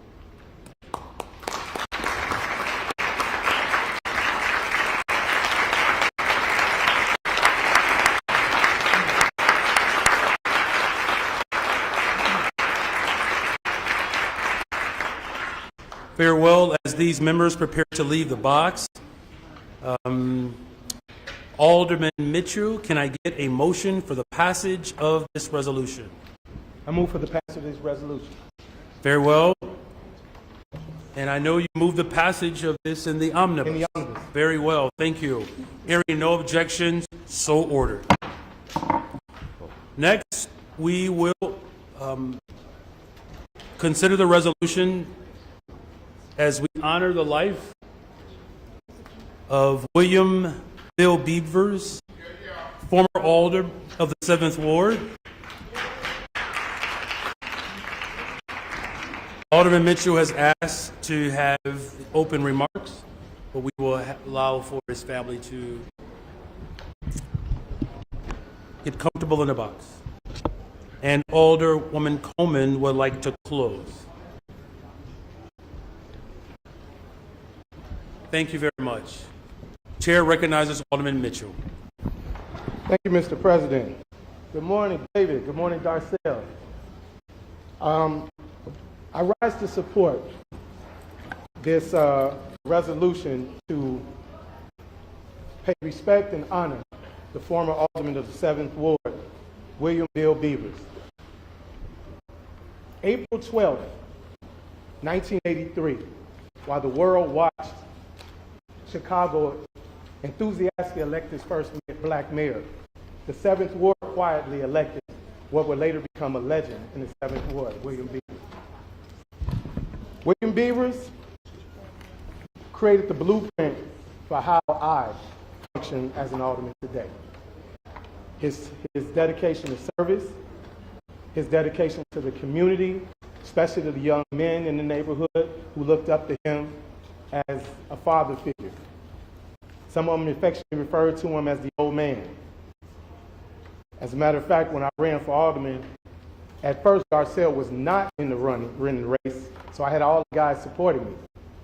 But when Darcel came out with this flyer that said, "I'm back," all the guys left me to support Darcel. But they told me, as long as Darcel's not in it, we support you, but they support Darcel. Again, he set the blueprint with the development of what was a large tract of land on East 95th Street on Stony Island. He created structure, organization, and pride in the community. And you saw the change once he left that post. So David, Darcel, I want to thank you guys for sharing the old man with me. I want to thank you, Darcel, specifically for the friendship, and you became big sister over time, always calling me and putting me in a good direction. And to know that you and I talked about this, that even though he's gone, it wasn't sad that day. It was actually a celebration. We heard all the stories of this straight shooter, well-dressed, strong guy. We heard all the stories. And as we listened to him, those who knew him, there was a sense of pride that came over because we knew Bill Beavers. So again, thank you. Thank you for sharing him with me. Thank him. Thank you for, and I want to thank him actually. I never got a chance to do it, for allowing me the freedom to run for alderman. And I think you know what I'm talking about. But without that blessing, I probably wouldn't be here today. So everybody, the ones that don't know, never heard of Bill Beavers, He is a legend in his own right. We love him, we respect him, and I know he's looking down on us, looking at how crazy and dysfunctional this chamber can be sometimes. But they have their own set of issues. But I want to say thank you again for sharing Bill Beavers with us, and I'll turn it over to other people to talk about it. Thank you, Mr. President. Thank you very much, Alderman. The chair recognizes Alderman Irvin. Thank you, Mr. President. The saying was leave it to Beavers in the 7th Ward. Prior to moving back to the West Side, I spent a number of years growing up in the 7th Ward. Beavers was the type of person, didn't have a whole lot to say, but his actions spoke louder than anything that could have ever been done. Growing up, he was always considered the go-to guy. People in Black Chicago, he was the go-to guy. If you needed something done, if you needed I guess we can talk about it, I needed a contract, needed a job, he was the guy to go to. And more or less was I would consider an alderman of aldermen, someone whose shoulders we stand on today, someone who has been talked about, someone who has been just a great leader in a ward in the community. So he took nothing for granted. He always went out and did his work. I can recall one time that my mother took a sign of a guy named Johnny Akoff, who was a perennial candidate in the 7th Ward. And when my father came home, he almost broke the window trying to take the sign out because, again, we were a Beavers household, and he had to remind my mother of that because Beavers took care of the community. He took care of us as kids playing basketball and baseball in Ecclesall Park. And again, this is the type of an alderman we want to respect, honor, and while he may not have said things in what I'll call the most polished way, he knew what he meant and he meant what he said. And furthermore, as the chair of the Committee on Budget and Government Operations, which he did chair prior to leaving this council, he was someone that always wanted to make sure that our community had what it needed. So with that, ourselves and the family, we thank you for lending him to us. And it was a pleasure to be a part of the 7th Ward. And you know, while Greg is there today, is nothing like Beavers. Thank you. Thank you. Would have made things complicated had you not moved. Okay. All right. That went right over everybody's. All right. Yeah. All right. Okay. Chair recognizes Alderman Burnett, who has always been a West North Sider. All right, thank you, Mr. President. I also rise in support of this resolution. You know, I'm blessed to have had the opportunity to serve with Alderman Beavers, and to Marcel and the family, my condolences go out to you. You know, we go way back. I remember in 1990 when I was running for chairman of the Young Democrats of Cook County, and we were in the Young Democrats together, but I still had to go see the committeemen to get their support. And so I go to see your dad, and first thing he asked me, who's your committeeman? I say, George Dunn. He supporting you? I say, yes. He say, okay. And I was like, what do that mean? Do that mean you support me? And he said, I said, okay. And I just left out. And, but, you know, that's how he was. You know, he was straight to the point. He was not only was he a great alderman that took care of his ward and got things done and helped many people, especially African-American businesses throughout the city of Chicago. Everyone would go to him for business. But he also was very strong with the Democratic Party, right? He sat on several committees in the Democratic Party. He helped many people to get elected throughout Cook County. He was just a man of his word. You knew where you stood with him. He's going to be missed, and we need more Bill Beavers in the City Council today. God bless you. Thank you. Thank you, Alderman. The chair recognizes Alderwoman Harris. Thank you, Mr. President. I too rise to be associated with this resolution. To Darcel, my former seatmate and partner in crime, and to David,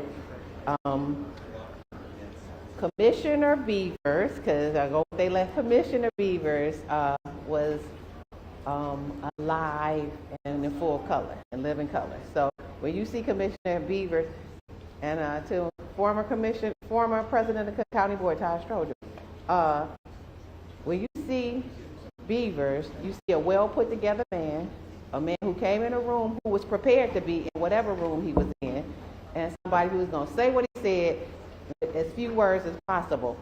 But more than what I remember about him is that he was in his office every day. When he woke up at 9 o'clock, and Darcel will know this, if he beat her there, it'd be a whole lot to be said.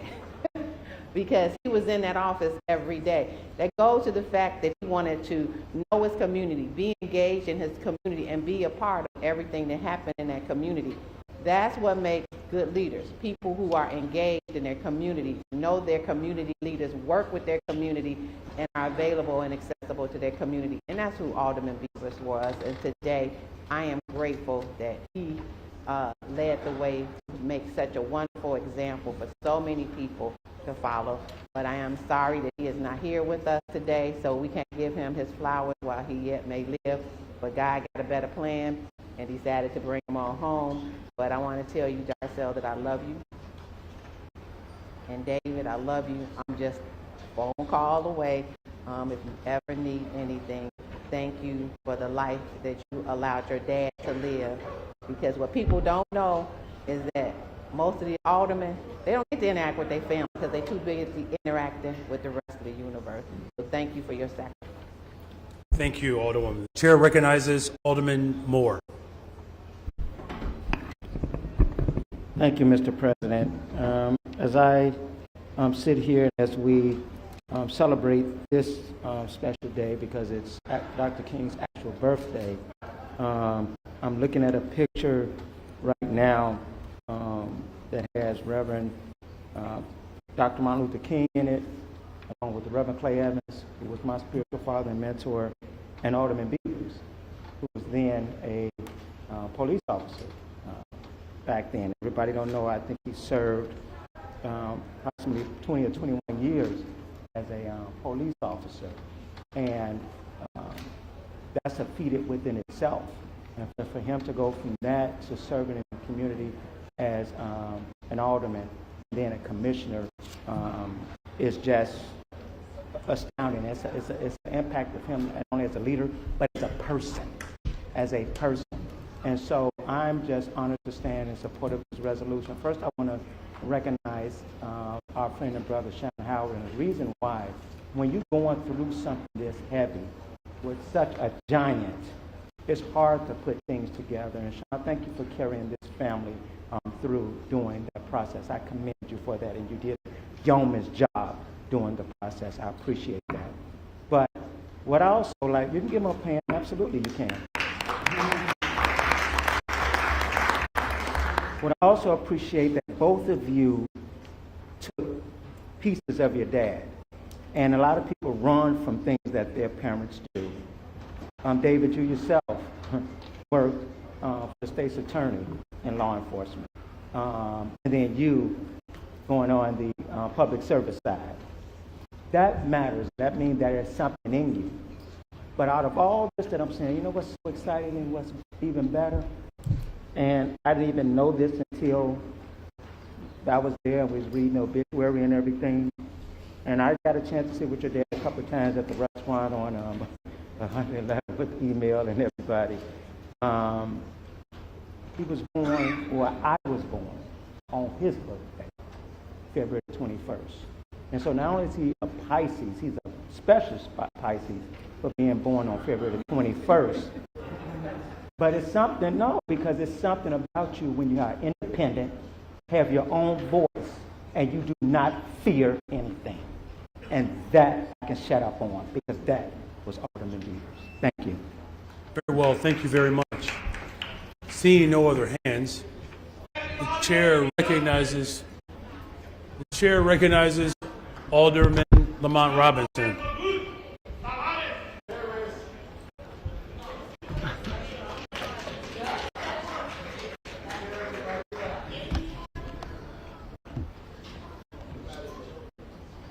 Mr. Mayor, thank you for allowing me this opportunity.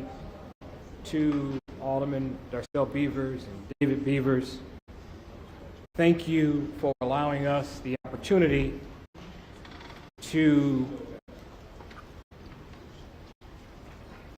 have your father for as long as we did. When we think about the ills in the African American community, your father worked to create opportunities for black entrepreneurs in this city. Countless efforts for folks to be business folk in this city, because he understood in order for us to deal with the ills that we were facing, it came down to economics. And so when we look at what's happening around DEI, diversity, equity, and inclusion,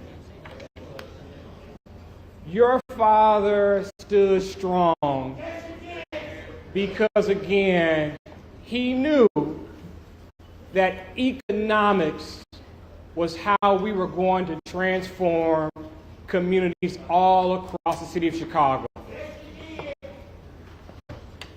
Darcel and David, when you go through Midway Airport or O'Hare Airport, you should smile and smile big. Because your father was the person that put this city on the road to make sure that we were in those airports and putting black folk to work in those airports so they could take care of their families. That's your father's legacy. And so David and Darcel, that legacy lives on in this body. And I look forward to working with my colleagues to make sure that we continue to move the needle forward for black folks around economics. And so I thank you both for allowing us the opportunity. Can we just hold, please? Thank you. Please continue. For allowing us the opportunity to have your father. And as I close, when we talk about the ills in the African American community and we talk about economics, we also have to talk about the importance of having competent judges. And judges that understand driving while black. Your father understood that, which is why he created the sub-circuits in the county of Cook. And so again, his legacy around economics, his legacy around creating sub-circuits and competent judges, particularly African American judges, lives on. And so David, as well as Darcel, thank you for continuing your father's great legacy. Blessings to the both of you and your family. Thank you. The chair recognizes Alderwoman Stephanie Coleman. The chair recognizes Alderman Anthony Bill. Thank you, Mr. President. Mr. President, I rise to support this resolution. And let me just say, there was no better role model to me in this city for African American aldermen than Alderman Bill Beavers. And I say that with a total humble spirit.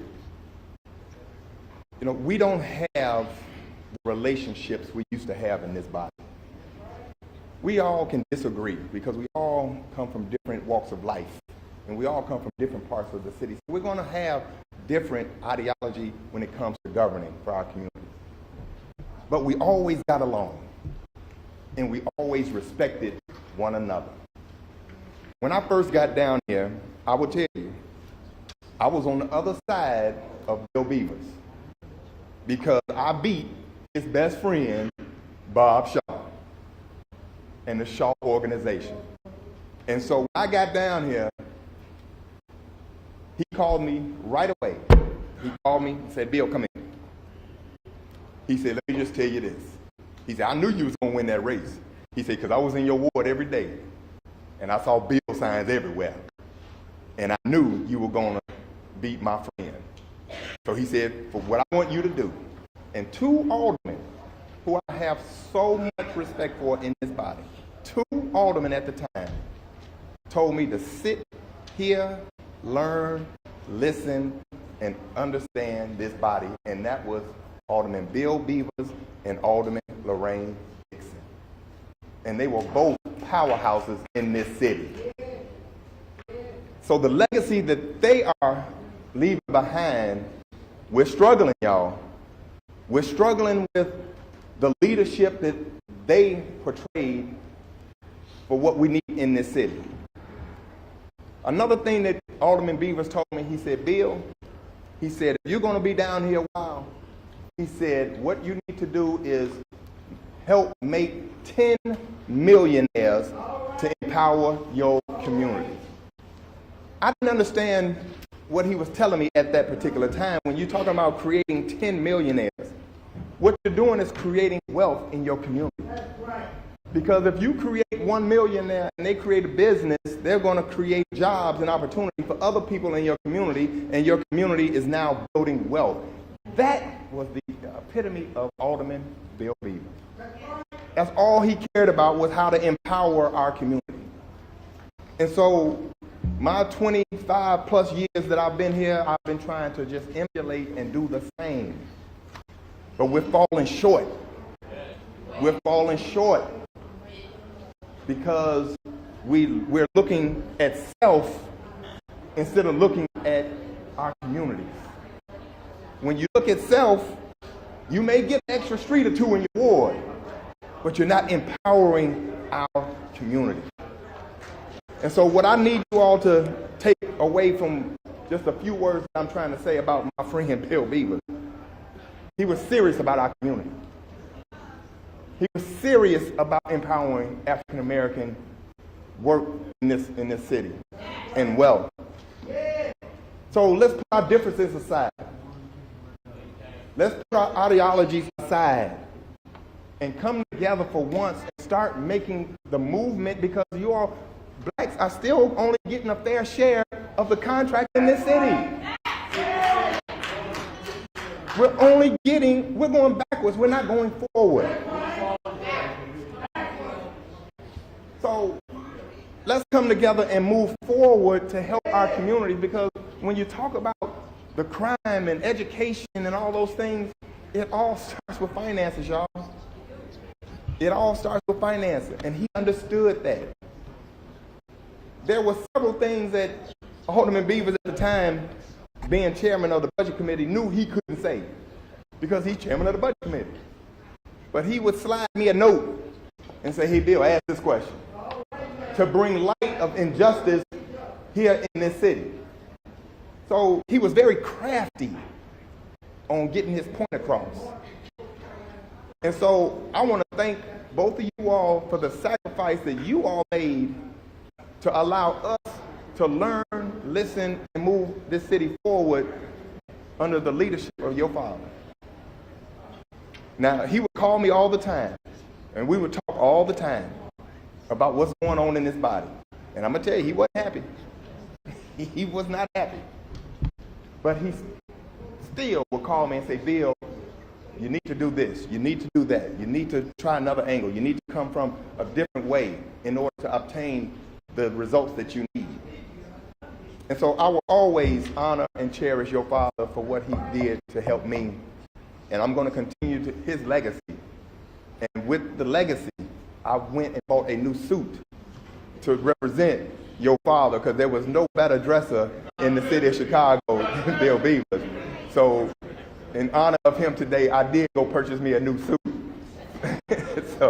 But I really appreciate everything that he did for us in this city, and his legacy will live on. So thank you all so much. God bless you, and I love you both. Thank you. Are there any other alders that wish to speak to the legacy of William Bill Beavers before Alderwoman Stephanie Coleman closes? Seeing no other hands for the closing remarks, the chair recognizes Alderwoman Stephanie Coleman. Thank you, Mr. President. I believe it was debated when we were in budget session. It was stated that, well, no one worked with him, no one knew who he was, so why should we change our meeting, this special meeting, for his funeral? And so I saw that as an opportunity to perhaps share the life and what William Beavers meant to the city of Chicago. To Alderman Darcel Beavers, to David, Denise in her absence, Dewan and Dylan, granddaughter, great-grand and grandson, President Todd Stroger, to Sean Howard, the spokesman, who's still working for Beavers in his absence. When I read the four-pager on Chairman Beavers, I did not know how instrumental he was in making sure that Eugene Sawyer became the mayor after Mayor Washington on this floor when the debate of the 29 versus everybody else. Darcel, you and I share something very special because we have sat in the same seats as our parents, literally and figuratively. And some would think that it is easier being an elected official's child, but it's never easier when you have big shoes to fill. And I want to say, Darcel, you did a great job in being the first to fulfill the same seat as your father, even before Alderman Sawyer and I did. The best advice that he gave me to Alderman Beal was to sit down. Terry told me to shut up.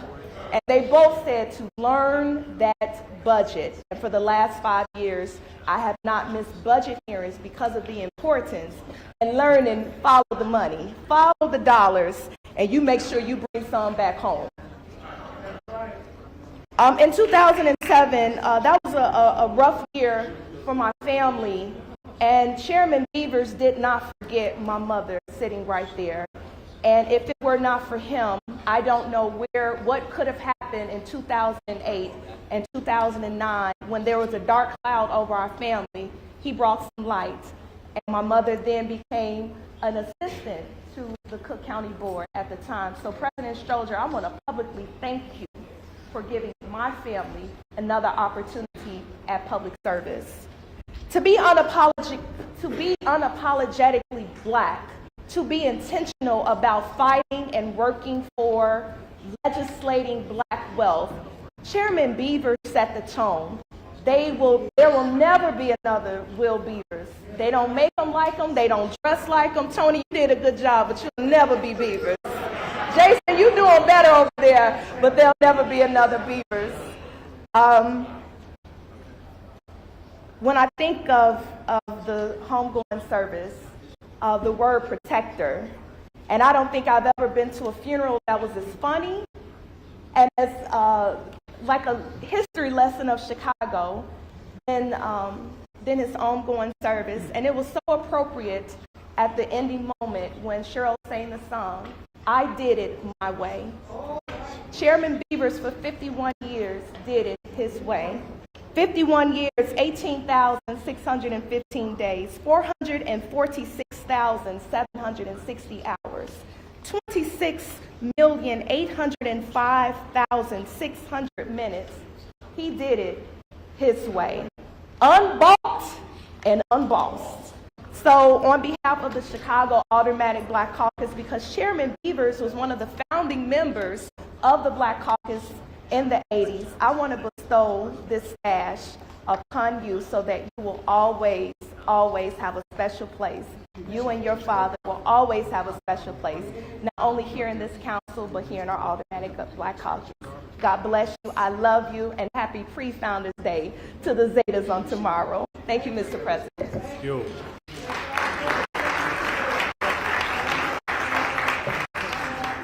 the bestowing of the stash ceremony commences, we do want to acknowledge again all of the loved ones that represent the impeccable William Bill Beavers. Darcel Beavers, thank you, David Beavers, Denise Ewing, DeJuan Brown. Of course, we have in the box too 3 amazing elected leaders. Thank you, Alderman Rod Sawyer, for being here. Thank you, Alderwoman Bishop Shirley Coleman, for being here. And thank you, State Representative Alderman Cook County Board President Todd Strozier, for being here. Thank you, Sean Howard, for being here. You know, William Bill Beavers began his service, as Alderman Moore indicated, protecting the people of the city as a police officer, serving for 21 years. And then, of course, as Alderman Mitchell expressed, in 1983 was a transformational year for the globe. He continued his service in the city when he was elected as alderman of the 7th Ward, representing the southeast side. Truly one of our more dynamic, progressive black aldermen, and continued his work to propel black businesses, which has been expressed, advocated voraciously for ownership while giving them opportunities to engage in city government and contracts. He continued this work, of course, as an elected leader to the Cook County Board of Commissioners. He did that in 2006 to ensure that voices, particularly black voices, would be heard in government and, of course, in business. We are truly grateful for the legacy of an incredible leader, a champion, made his mark in this beloved city. The city truly loved him, and he loved us. So on behalf of the entire city of Chicago, of course, we still extend our deepest condolences to you, the family, to all of the friends of the great Alder Cook County Commissioner, William Beavers. You know, I think it's also important to just lay out one of the most dramatic political moves in the history of Chicago. And black political power was preserved because of what William Beavers was able to do. So I would encourage all to never forget that moment where the preservation of leadership, preservation of voices was upheld because of William Beavers. And so with that, the Alder of the 7th Ward, I think it's very fitting to call for the passage of this resolution with a standing vote. Alderman Mitchell. Mr. President, I move that we honor former Alderman Beavers by rising vote. Very well.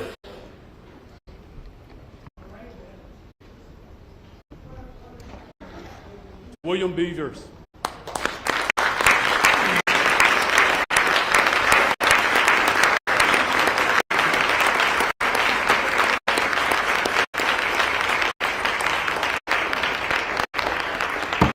Very well, thank you. We have one final resolution as the Beavers family finds their way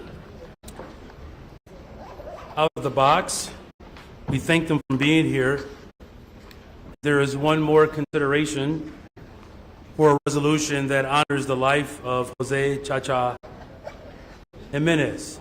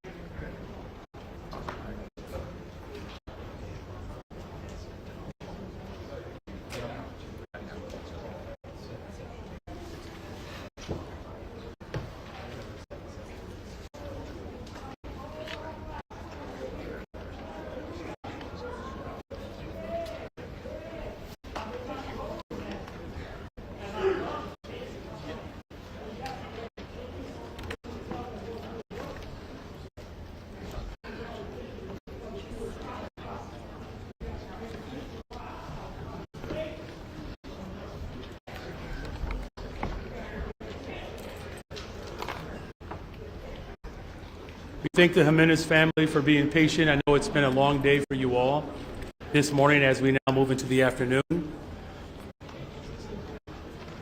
Alder Fuentes has asked to have the opportunity for open remarks. We'll just give folks just a moment to settle. Are all the individuals in the box now? Very well. The chair recognizes Alder Jesse Fuentes. Thank you, Mr. President. I have the distinct honor to be the chief sponsor on this resolution. When I learned that Jose Chacha Jimenez had passed, I was moved to ensure that this body honored someone like Chacha Jimenez. Born in Caguas, Puerto Rico, later making roots here in Lincoln Park, Chicago, Jose Chacha Jimenez turned a gang, the Young Lords organization, into the most powerful political and social movement here for Puerto Ricans across Chicago and ultimately across the Puerto Rican diaspora.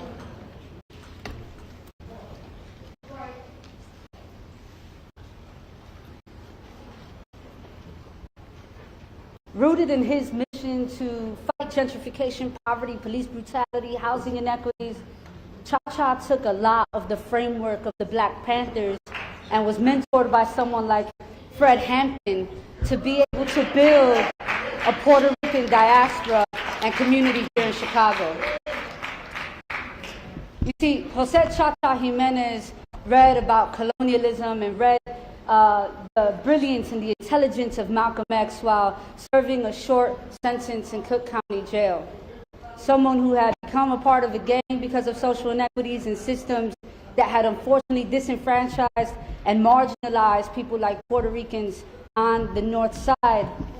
Chacha took that sort of empowerment, that sort of education, and he built a framework in a community that was going to ensure his community could be better for it. And it is because of people like Jose Chacha Jimenez that I can be the older person of the 26th Ward, representing the largest Puerto Rican constituency here in the city of Chicago. You see, I'm not very different than Chacha Jimenez. I grew up on Kedzie between Beach and Hearst, right across the street from Humboldt Park, growing up in a family that had been embedded into the Latin Kings gang. But like Chacha, when I read about colonialism, self-determination, the system of oppression and how poverty had impacted my family and that ultimately led my mom to a drug addiction, I took that same knowledge and power to transform my community. Became a part of a campaign called Humboldt Park No Se Vende, fighting gentrification and building affordable housing. You see, because that is what a community like mine deserves. But I'm only here because of people like Jose Chacha Jimenez. And today, we are extremely honored to have people in the box that are loved and were honored by people like Jose. And we have Dr. Jackie Lazou from DePaul University, who spent so much of her time articulating the work of Jose Chacha Jimenez for the world to be able to understand. Dr. Lazou, can you please stand up for this body to recognize you?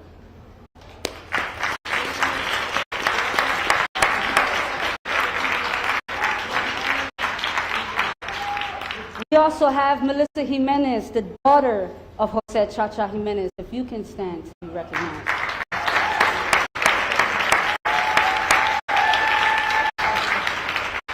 And we have Daisy Rodriguez, the beloved sister of Jose Chacha Jimenez. If you can stand.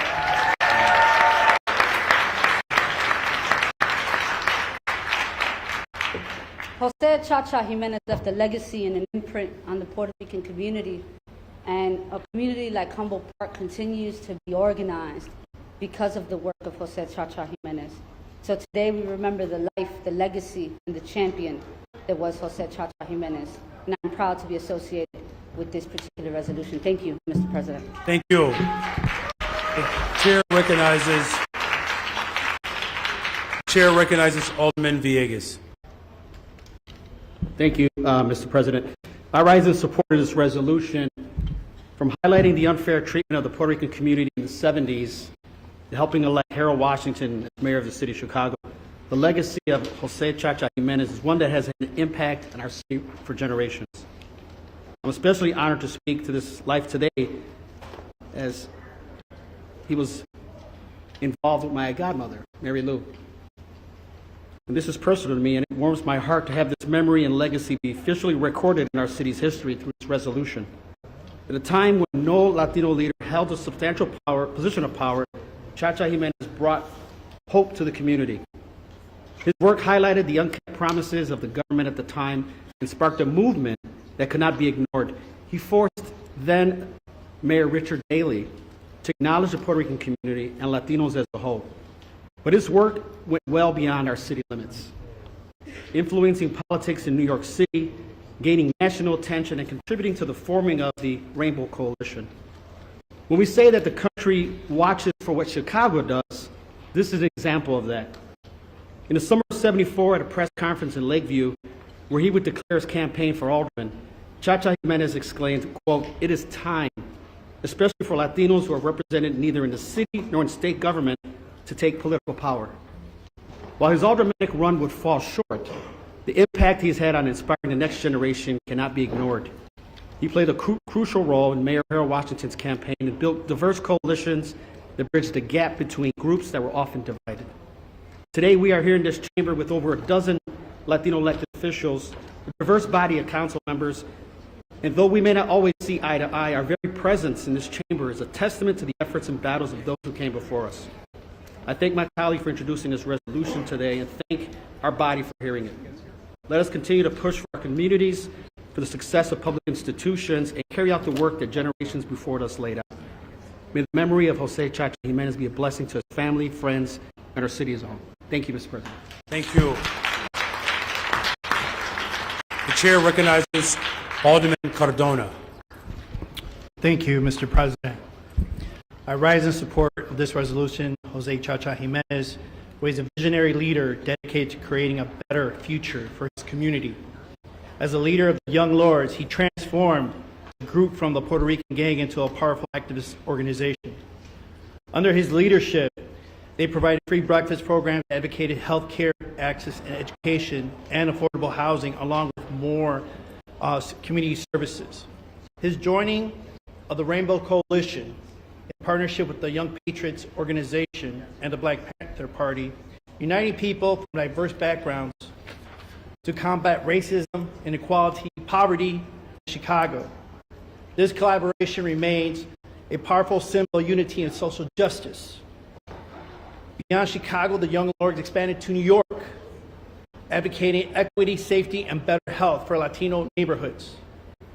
They embrace inclusivity and consider themselves a multi-ethnic organization. Today we honor Jose Chacha Jimenez for his unwavering commitment to justice, his leadership, and his love for his community, especially for Humboldt Park. Thank you. Thank you. The chair recognizes Alder Ramirez Rosa. Thank you so much, Mr. President. I too rise to be associated with this resolution as we honor the extraordinary legacy and contributions of Jose Chacha Jimenez.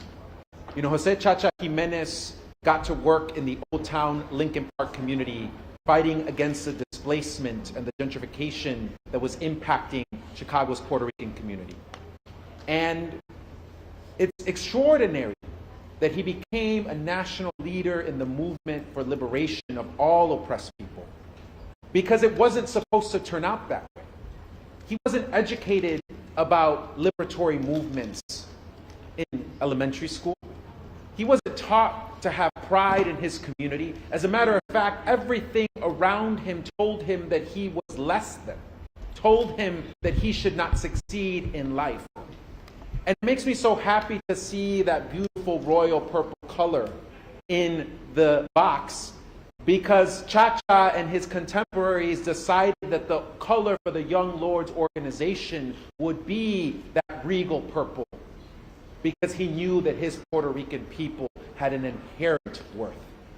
And that rather than have that sense of inferiority, that they should be proud in who they are.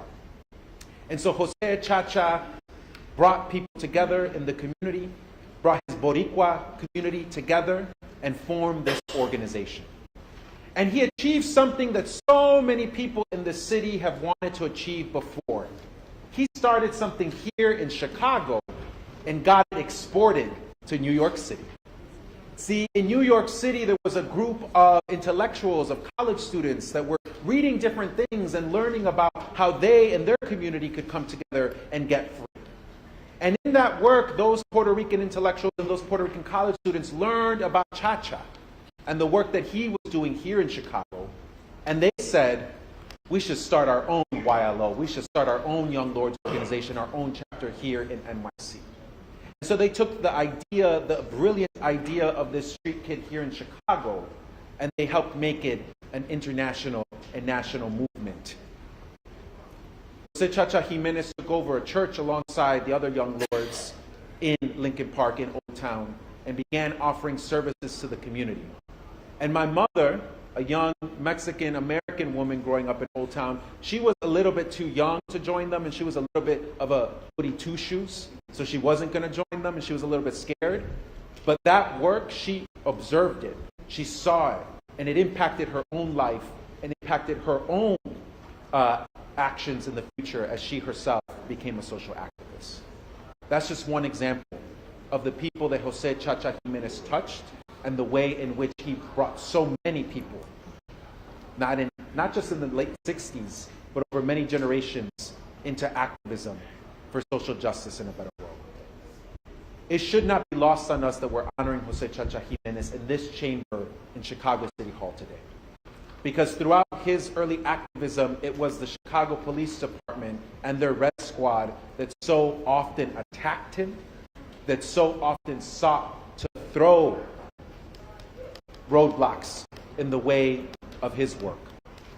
But despite the work of city officials, Chacha remained. Chacha persevered, and we are honoring his legacy today.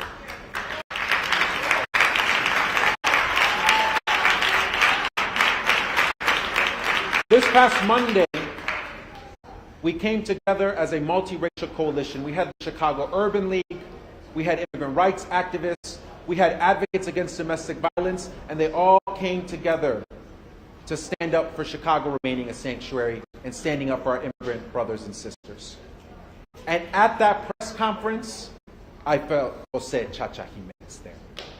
Because that press conference and that coalition represented the multiracial organizing that Jose Chacha Jimenez knew had to be at the heart of any movement for liberation. See, Jose loved his community, but he knew that that love for his community should not mean that he should then seek to exclude or step on everybody else. He understood that the love for his community should mean that he should love all communities. He understood that none of us are free until all of us are free. And for that reason, he worked to found the multiracial coalition, the Rainbow Coalition, alongside the Black Panther organization and alongside the Young Patriots organizing in Uptown among Appalachian whites. Jose Chacha Jimenez was a true revolutionary, a true change maker. May he rest in peace and power. And I know that we will achieve a day that Puerto Rico is free and that all of the Puerto Rican people are free as well. Thank you.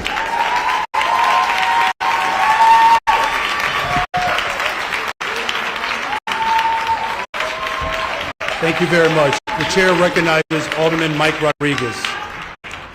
Thank you very much, Mr. President. I didn't want this event to go on with just Northsiders speaking. I want to make sure the South Side is representing. There are part Puerto Ricans on the South Side. I was raised in La Villita, so most folks think of me as Mexican American, but the fact is, my family, as part of my family, originates from Aguadilla, Puerto Rico, and I stand with my brothers and sisters on the North Side to recognize our brother, who was very much a mentor to many who founded my organization and those I work with. He was highly admired, highly appreciated. I will not be as eloquent as my other brothers and sisters here today, but I do want to be able to rise and say that his presence was not just felt in one sector of the city, but all over our great city. And to be quite honest, the whole diaspora of the Puerto Rican community, mis sentimientos más grandes a su familia, and I thank God for giving us such a great leader. Thank you, Mr. President. Thank you, Alderman. Are there any other alders that wish to speak to this resolution? All right, for the closing remarks, then, Alderman Sigcho Lopez.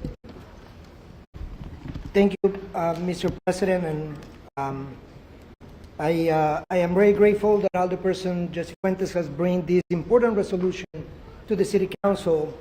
To the family of our dear Chacha Jimenez is a tremendous loss for the city of Chicago, but I could not think of a better day to honor Chacha Jimenez. That's the very same day as the birthday of Martin Luther King Jr.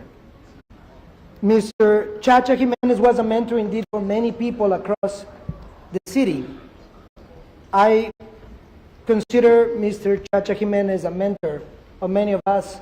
I met Chacha, as many people call him, on a trip to Pilsen when he shared with us lessons of the Young Lords when they were battling the landmark designation in Lincoln Park. Ironically, we defeated that very same landmark designation in Pilsen. So we credit Chacha for helping us fight gentrification in our community.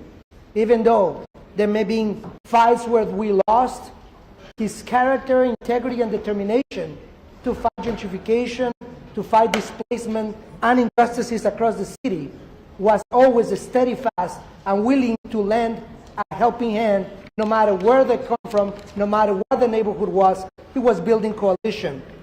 There was no secret that Chacha was the first Latino Puerto Rican to challenge the Democratic machine in 1974, running as Alderman candidate when others looked the other way. He steadfast, challenged gentrification, ran for office, and showed the power of the Latinx community in 1974. He gathered 40% of the vote and helped us later to elect the first black mayor of the city of Chicago, building a coalition with the Puerto Rican community, with the Mexican community, a rainbow coalition that delivered the first black mayor in the city of Chicago, Mayor Harold Washington. That is the legacy of Chacha Jimenez. Today, as we see the winds of division and hate, when we see the winds that also tried to divide us in the 80s, in the 70s, and the 60s, we remember Chacha Jimenez. Chacha Jimenez represents the values of the city of Chicago. Chacha Jimenez, Mayor Washington, and many others in a coalition deliver the sanctuary city status to the city of Chicago. Visionaries, pioneers, with a long and strong legacy in the city of Chicago that are a lesson for us to continue to fight for a beautiful city. That's what we say. Chacha vive, la lucha sigue. Here in City Council, from Pilsen for the community, an immigrant port of entry that I'm proud to represent, we will not be here if it wasn't for the fight that Chacha took for many years, for many decades. He never forgot Chicago. He helped us build the city, and because of him, we'll continue to fight fascism, gentrification, the forces of division, because of the legacy that leaves us strong together more than ever before. Thank you to the family for sharing him with us. Thank you for allowing us to share such a beautiful legacy that leaves us strong, and his legacy today in this resolution remind us of true justice, integrity, fight for civil and human rights. Thank you, Chacha Jimenez, and thank you to his family. Thank you.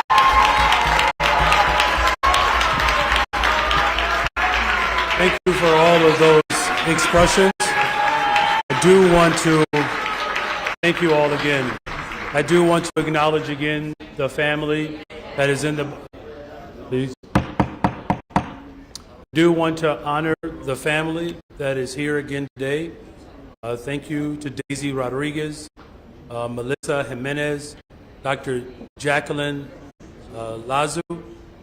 You know, as we speak to this resolution and commemorate the life and legacy of Jose Chacha Jimenez, I think it's actually quite appropriate that this resolution is raised at a moment are immense.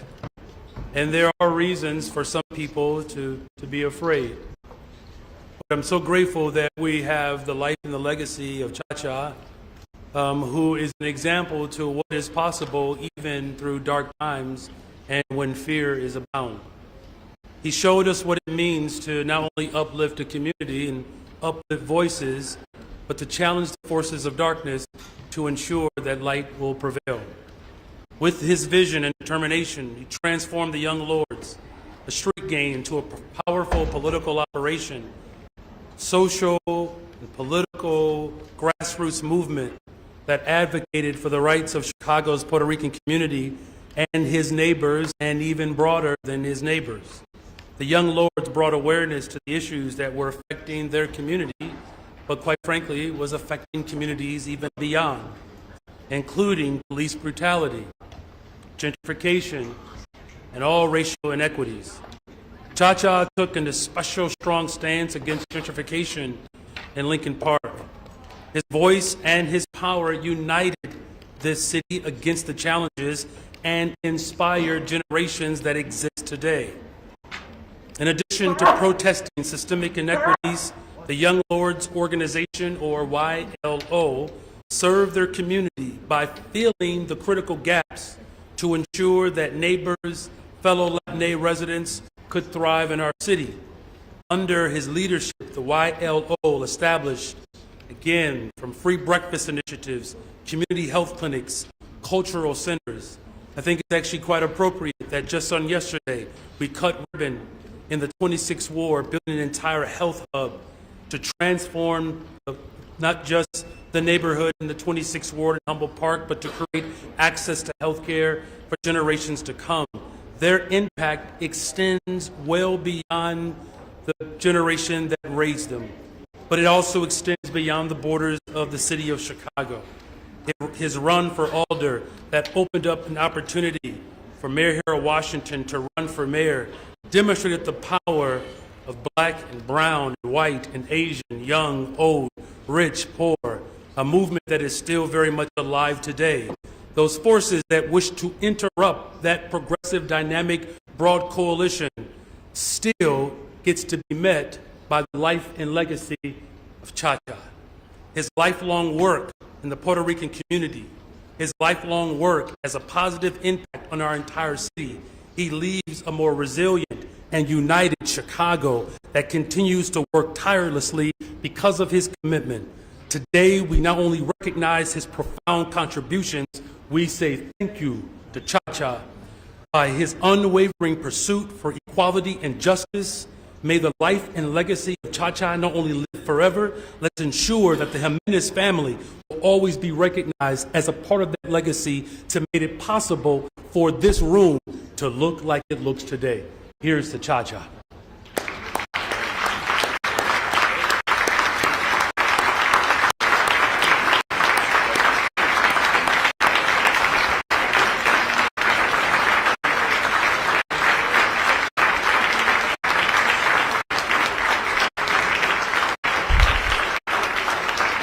So please remain. Alderman Greg Mitchell, Alder Jesse Fuentes has put forth a motion for the passage of this resolution by a rising vote. By a rising vote. Thank you. Again, thank you to the family.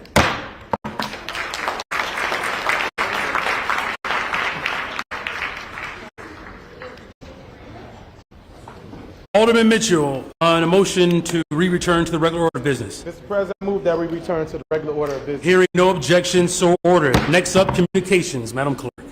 From His Honor the Mayor to the Honorable the City Council of the City of Chicago.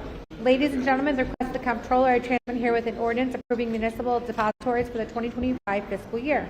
Available consideration of the ordinance be appreciated. Barely 2 years. Brandon Johnson, Mayor, for the Committee on Finance.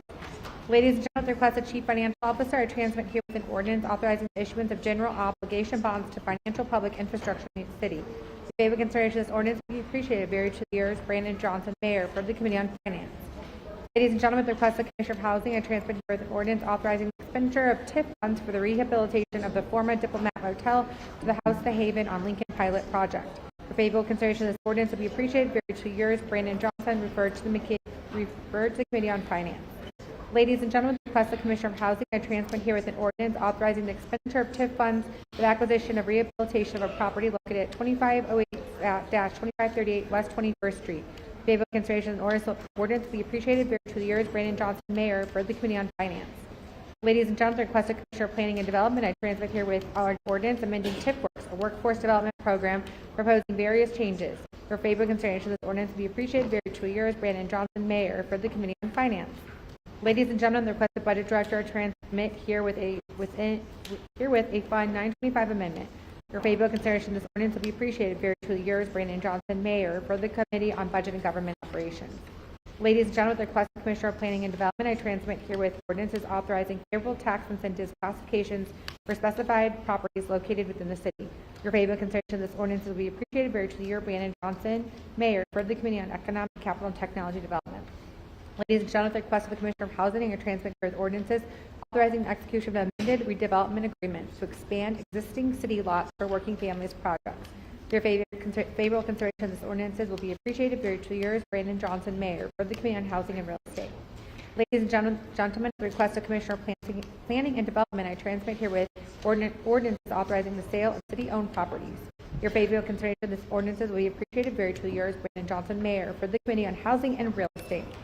Ladies and gentlemen, at the request of Commissioner of Planning and Development, I transmit herewith ordinance authorizing the acquisition of properties located at Troop Street and 59th Street in support of the Inglewood Nature Trail project.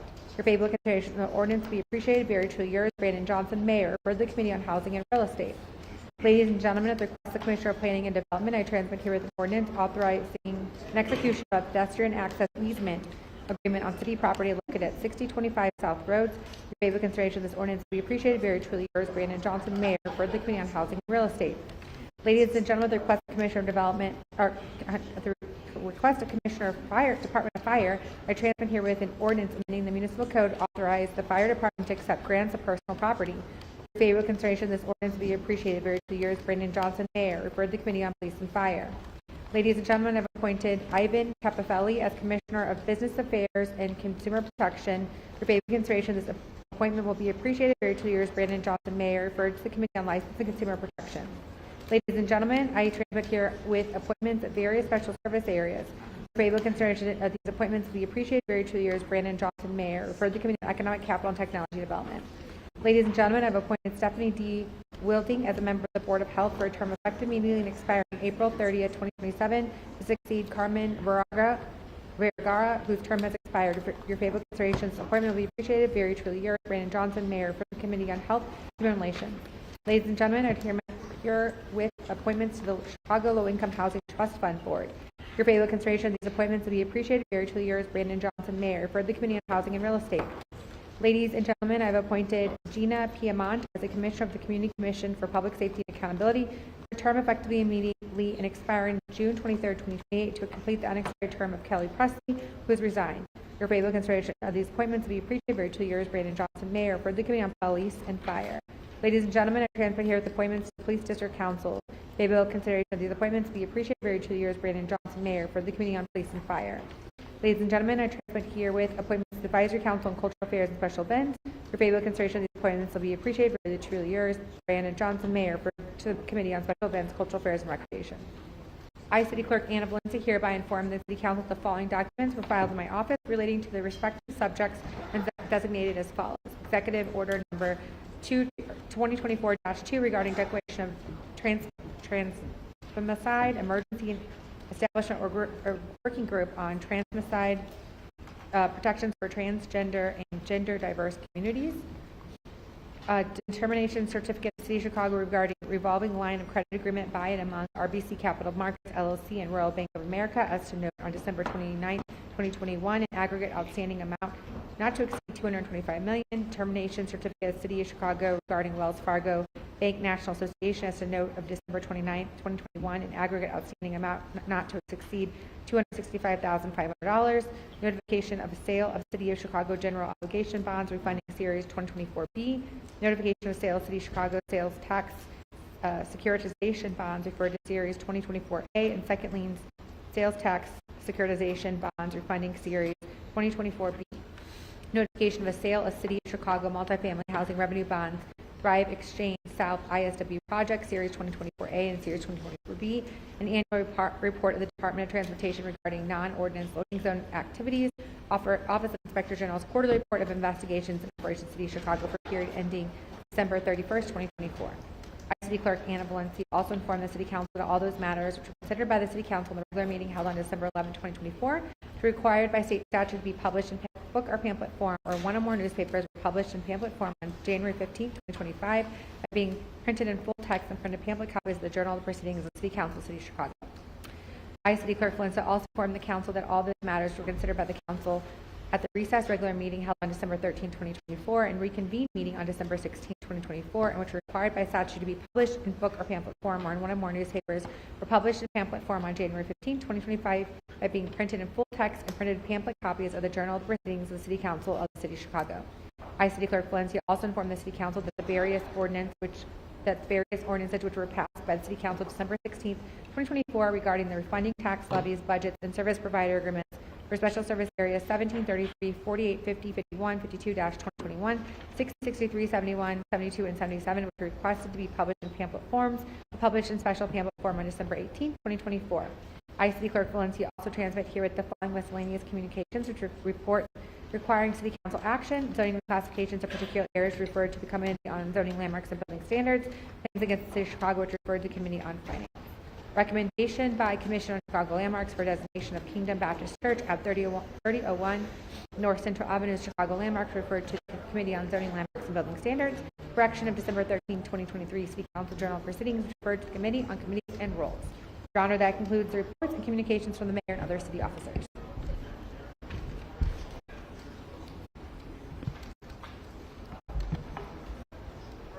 Thank you, Madam Clerk. Next up for our committee reports, we'll start with our Finance Committee. The Chair recognizes Chairwoman Dow. Mr. President and members of the City Council, reporting for the City Council's Committee on Finance, which held a committee meeting on January 13, 2025. The following items received a due pass recommendation from the committee.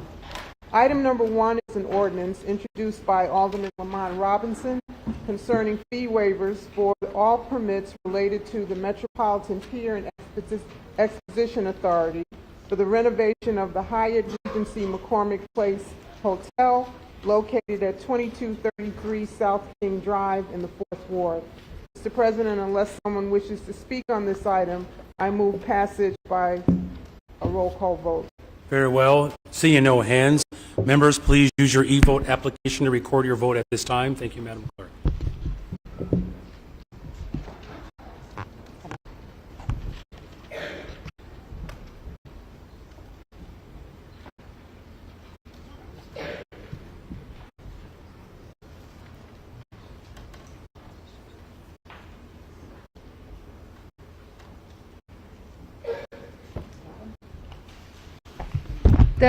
The vote is now open. The vote is now open. Please use your device. If you need to hit refresh, the voting is now open.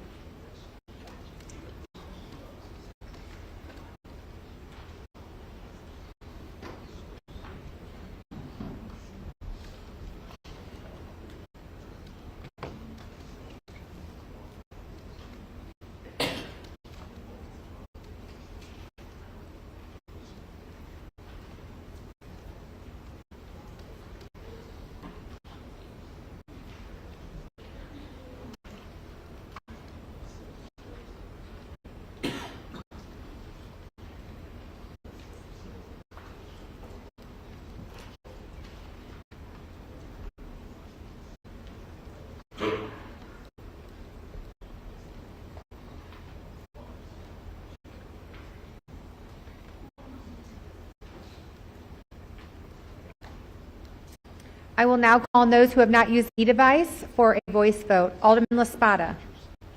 Not present in chambers. Alderman Robinson.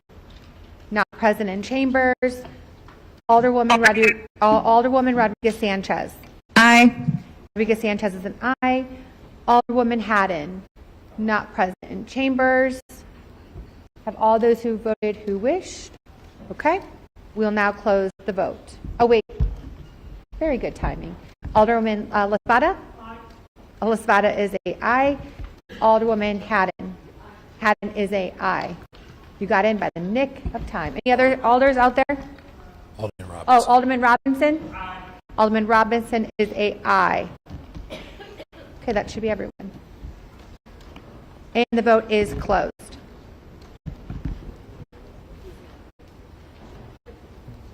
Thank you. There are 50 yeas, 0 nays. This matter is passed. Alderman Mitchell on the motion to reconsider. Mr. President, motion to reconsider the vote. All those in favor of the reconsideration of this vote signify by saying aye. Any opposed say no. The motion fails. The chair recognizes Chairwoman Dow. Thank you, Mr. President. Item number 2 is an ordinance approving amendment number 1 to the redevelopment plan for the Diversity/Chicago River Tax Increment Financing Redevelopment Project and Plan to provide for the redevelopment of the expanded area in the 32nd Ward. I move passage of this item by the first most favorable roll call vote of the Committee on Finance and the associated unsuccessful motion to reconsider, with the exception of Alderman Taylor, who wishes to be reported as voting no on this matter. Hearing no other objections, so ordered. Item number 3 is an ordinance concerning the designation of the expanded Diversity/Chicago River Tax Increment Financing Redevelopment Project area in the 32nd Ward. I move passage of this item by the same motion, with the exception of Alderman Taylor, who wishes to be recorded as voting no on this matter. Hearing no other objections, so ordered. Item number 4 is an ordinance concerning the adoption of the tax increment allocation financing plan for amendment number 1 to the redevelopment plan for the expanded Diversity/Chicago River Tax Increment Financing Redevelopment Project area in the 32nd Ward. I move passage of this item by the same vote, with the exception of Alderman Taylor, who wishes to be recorded as voting no on this matter. Hearing no other objections, so ordered. Item number 5A is an order authorizing Corporation Counsel to enter into and execute a settlement order in the case of Joseph Weems, a minor by and through his mother and/or next best friend, Sharon Weems, and Sharon Weems versus William Reynolds, Special Representative of the estate of E. Dion Boyd, deceased in City of Chicago Municipal Corporation, in the amount of $130,000. I move passage of this item by the first most favorable roll call vote of the committee and the associated unsuccessful motion to reconsider, with the exception of Alderman Spizzato, who wishes to be recorded as no on this item. Hearing no other objections, so ordered. Item number 5B is an order authorizing Corporation Counsel to enter into and execute a settlement order in the case of Bertha Carranza, administrator of the estate of Jose Luis Carranza Chacon versus City of Chicago, in the amount of $975,000. I move passage of this item by the same motion, with the exception of Alderman Quinn and Lopez, who wish to be recorded as voting no on this item. Chair recognizes Alderman Napolitano. Be recorded as a no also. Thank you. The chair recognizes Alderwoman Tabares. No. Very well. The chair recognizes Alderman Riley. I'd like to be recorded as a no, Mr. President. Hearing no other objections, despite the division, this motion so ordered. Item number 5C is an order authorizing Corporation Counsel to enter into and execute a settlement order in the case of Patricia Porter as Special Administrator of the estate of Kiesel Thomas, deceased, versus City of Chicago, Lawrence Kerr, Jose Lopez, Orlando Hernandez, in the amount of $4.5 million. I move passage of this item by the same motion, with the exception of Alderman Quinn, Riley, and Spizzato, and Alderman Curtis, who all wish to be recorded as voting no on this matter. Very well. Thank you. The chair recognizes Alderman Napolitano. President, I'd also like to be recorded as a no. The chair recognizes Alderwoman Tabares. I'd like to be recorded as a no as well. Thank you. The chair recognizes Alderman Gardner. Please record me as a no. Well, seeing no other objections, despite the division, so ordered. Item number 5D is an order authorizing Corporation Counsel to enter into and execute a settlement order in the case of Ben Baker and Carissa Glenn versus City of Chicago et al. In the amount of $7.5 million. I move passage of this item by the first most favorable roll call vote and the associated unsuccessful motion to reconsider. Very well. Hearing no other objections, so ordered. Item number 5E is an order authorizing Corporation Counsel to enter into and execute a settlement order in the case of Mark Maxson versus John Duffy et al. In the amount of $8,750,000. I move passage of this item by the same motion. Hearing no objections, so ordered. Item number 5F is an order authorizing Corporation Counsel to enter into and execute a settlement order in the case of Thomas Sierra versus Reynaldo Guevara et al. In the amount of $17.5 million. I move passage of this item by the same motion. Hearing no objections, so ordered. Item number 6 is a communication transmitting reports of cases in which verdicts, judgments, or settlements were entered into for the month of December 2024. This will be placed on file with the clerk. Items number 7 and 8 consist of orders of authorization for the payment of various small claims against the City of Chicago and the denials of payments of various small claims against the City of Chicago. If there are no objections, I move that these items be placed in passage in the omnibus. Hearing none, so ordered. Item number 9 is a proposed order authorizing charitable solicitation on the public way for Save the Children Federation, Inc. from January 15, 2025 through January 15, 2026. This will be placed on file with the clerk. Thank you, Madam Chair. Mr. President, that concludes my report. Thank you again. For the Committee on Budget and Government Operations, the Chair recognizes Chairman Irvin. Thank you, Mr. President, members of the Council. Reporting for your Committee on the Budget and Government Operations, which held a meeting on January 13, 2025. The committee has a series of reports recommending passage of the following items. Item number 1 is a communication regarding the proposed ordinance concerning a redevelopment agreement with Out West Gallery and Cafe to provide neighborhood opportunity funds for property improvements at 5249 West Chicago Avenue in what was the 28th Ward, is now the 37th Ward.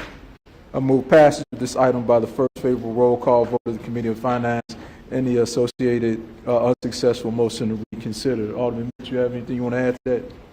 Hearing no objections, so ordered.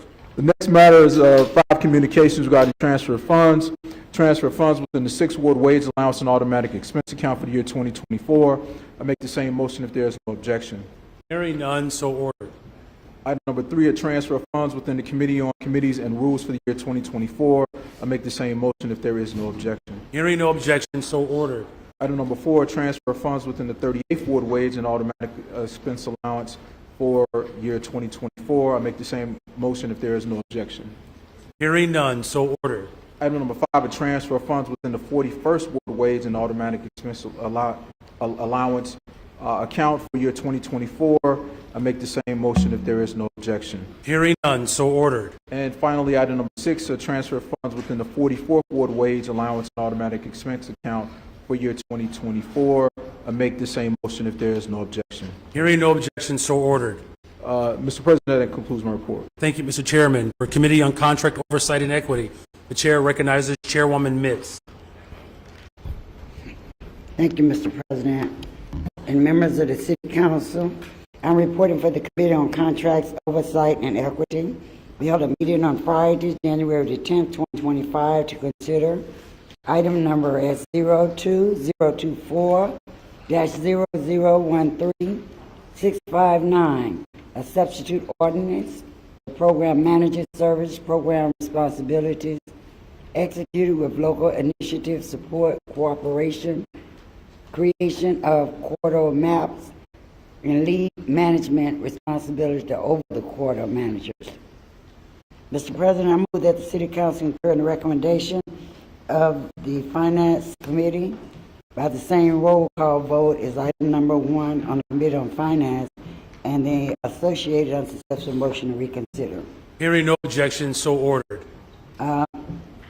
Second item was the subject matter hearing for the annual casino compliance report was heard. No votes was taken, Mr. President. That concludes my report. Thank you, Madam Chair. For the Committee on Economic Capital Technology Development, the Chair recognizes Chairman Villegas.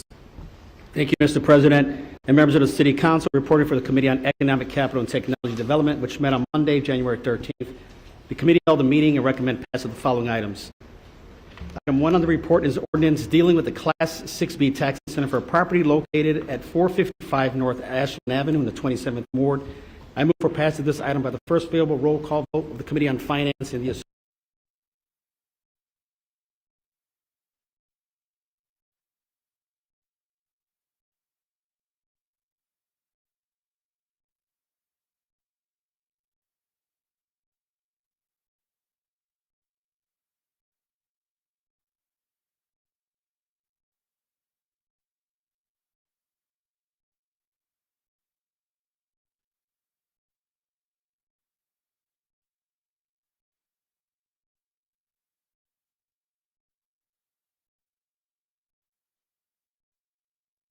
Has a series of reports recommending passage of 7 ordinances. These include various negotiated land sales and acquisitions. The first item is from the Department of Fleet and Facility Management. The item number 1 is ordinance 2024-001442, acquisition of property at 1751 North Harlem Avenue from Chicago Title and Trust Company Land Trust number 800-238-2648, dated January 22nd, 2020, for purpose of serving as Galewood Mount Clare Chicago Public Library Branch in the 29th Ward. I move passage of this item by the first most favorable roll call vote on the Committee on Finance and associated unsuccessful motion to reconsider. Hearing no objections, so ordered. The following is from the Chicago Department of Transportation. Item number 2 is ordinance 2024-0013-109, acquisition of various properties for Englewood Natural Trail Project in the 15th and 16th wards. I move passage of this item by the same motion. Hearing no objections, so ordered. The following items from the Department of Planning and Development are grouped together for convenience. Items 3 and 4 are land sales under the Foreman ANLP City Program, Ordinance 2024-0013-736 in the 8th Ward, and ordinance and substitute ordinance 2024-0013-742 in the 28th Ward. Items 5 through 7 are land sales under the current Child Block Builder platform. These include ordinances substitute ordinance 2024-0013-768, ordinance 2024-0013-744, and ordinance 2024-0013-082 with land sales in the 7th, 16th, and 28th wards. I move passage of these items by the same motion. Thank you for the convenience. Hearing no objections, so ordered. Mr. President, this concludes my report. Thank you, Chair. For the Committee on License and Consumer Protection, the Chair recognizes Chairwoman Silverstein. Thank you, Mr. President and members of the City Council. I'm reporting for the Committee on License and Consumer Protection. We held a meeting on January 7th, 2025 to consider 17 ordinances regarding liquor moratoriums in the 11th, 16th, 17th, 21st, 26th, 28th, 35th, 38th, 39th, 40th, 42nd, and 50th wards. The committee has recommended passage of each of these items.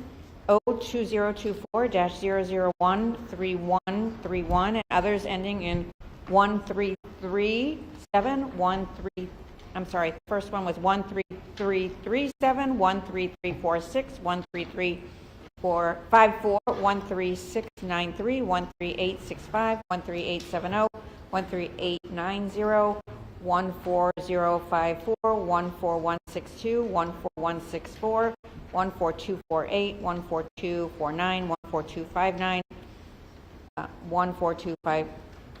14447, and 14451. Mr. President, I move that the City Council concur in the recommendations of the License Committee by the same roll call as the item number 1 in the Committee on Finance report and the associated unsuccessful motion to reconsider. Hearing no objections, so ordered. O2024-0014443, a substitute ordinance to amend Chapter 4-4, prohibiting sale of cannabis hemp products and issuance of new or renewal of existing tobacco dealership license in Midway Regional Airport. Mr. Mayor, Alderman Quinn and Alderwoman Tabares would like to speak on this matter. Very well. Chair recognizes Alderwoman Tabares. Okay. Thank you for your politeness. The chair recognizes Alderman Quinn. Thank you, Mr. Mayor. I'm eager to co-sponsor this ordinance that will ban smoke shops in the Midway region of the city. I'm honored to join my colleague, Alder Tabares, in co-sponsoring this important effort. I also want to thank Chair Silverstein for her support, leadership, in getting all the players together to discuss this critical ordinance. I want to thank my colleagues on the licensing committee that passed this ordinance out of committee last week. There's been much debate about these hemp products. While it's currently stalled, there's a statewide effort underway to prevent these hemp shops from marketing to underage kids and selling unregulated products. The state is looking to force these shops to comply with the same requirements as state-sanctioned cannabis shops. These smoke shops are constantly popping up throughout the city and state. It's time we regulate them. In fact, these products should have never been sold in our city in the first place. In 2012, years before the 2018 Farm Bill, which created the regulatory loophole that is being exploited and that we are now seeking to close, the City Council banned the sale of synthetic marijuana. We are not preempted under federal or state law, but for whatever reason, the city stopped enforcing this law and allowed these products to proliferate in our communities. I understand there may be some concerns about enforcement of that ban, but we as a city must show our constituents that we can be responsive and enforce laws this body adopts. Simply put, if these products are sold, one of three things is likely happening. These businesses are selling cannabis without a dispensary license in violation of state law. They're selling synthetic marijuana in violation of our law, or they're engaging in misleading, deceptive, or even fraudulent practices by selling a mislabeled product.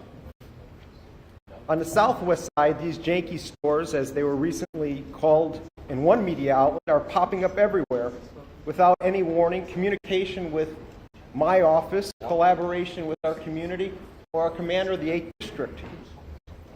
This is completely unacceptable. They are not good actors, and they do not belong in our communities. I'm worried that it's just a matter of time that there is an issue at one of these shops. Mayor, we do not have the police presence on the southwest side to handle any disturbances that may occur at these locations. As you know, we've been fighting for a new police district on the southwest side because of the severely low police to resident ratio in our neighborhoods. In fact, it's the worst. At 9 residents per 10,000, 9 officers per 10,000 residents. I fully understand the need to find additional revenue in our city, but this type of business should not be our go-to resource. We should not be putting our kids in harm's way to make a fast buck. We won't stand for this on the southwest side. We're a family community, 90% of the area consisting of single-family homes. We have the largest population of CPS students in the city. Alderman Tabares and I know our communities well. We understand their desire to grow healthy families and thriving communities. We have more than 30 letters of support from local schools, elected officials, and community groups that want to see this smoke shop ban in place, including Kennedy High School, John Hancock, Hubbard High School, St. Daniel the Prophet, Byrne Elementary, Kinsey Elementary, Pasture Elementary, Twain Elementary, Dorr Elementary, St. Nicholas of Talentine Elementary, Grimes, Hurley, Peck Elementary, Sorwana Elementary, Lee Elementary, Hale Elementary, St. Mary Star of the Sea Elementary, St. Simferosa Elementary, our elected officials, State Representative Angie Guerrero-Cuellar, our State Senator Mike Porfirio, Jason Huff, Al Cacitello, Mark Hamblin from the 8th District Police Council, our newly elected School Board of Education, Angel Gutierrez, our community organizations, the Garfield Ridge Neighborhood Watch, CAPSB 822, the Midway Chamber of Commerce, the Vidham Park Civic League, Latino Organization of the Southwest, the 8th District Court Advocacy Chairperson Barbara Ziegler, CAP Speed 812, United Business Association of Midway, the West Lawn Neighborhood Watch, the Clearing Night Force. I hope our colleagues will support us in this regional effort to keep our kids and our streets safer. These smoke shops cater dangerous products to children and do not belong in our streets. Thank you, Mr. Mayor. Thank you. The chair recognizes Alderwoman Tabares. I'd like to thank Alderman Quinn for bringing this issue to the forefront and Chairwoman Silverstein for allowing it to be heard in committee. This measure gives residents greater input in the placement of businesses that have been shown to target teens and younger children in the marketing of their product. This product is not candy. It's not toys or Happy Meals. It's a highly dangerous and unregulated drug that endangers those who consume it. Our wards are composed of neighborhoods where families choose to settle and raise children. They have major concerns with the opening of these businesses in their communities where their children see these products multiple times a day, on their way to and from school, to the library, and to the grocery store.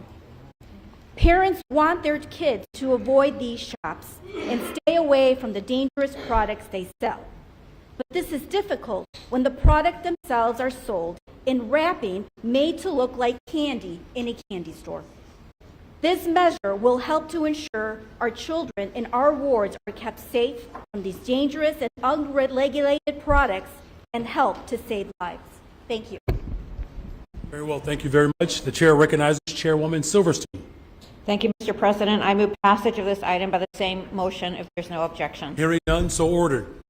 O2024-0014040, a substitute ordinance to disallow additional late-hour liquor licenses in the 26th Ward. I move passage of this item by the same motion if there is no objection. Hearing none, so ordered. O2024-0013694, regarding peddling in the 21st Ward. I move passage of this item by the same motion if there is no objection. Hearing none, so ordered. O2024-0012863 was held in committee. Mr. President, this concludes my report. Thank you, Madam Chair. Committee on Pedestrian and Traffic Safety. The chair recognizes Chair Laspada.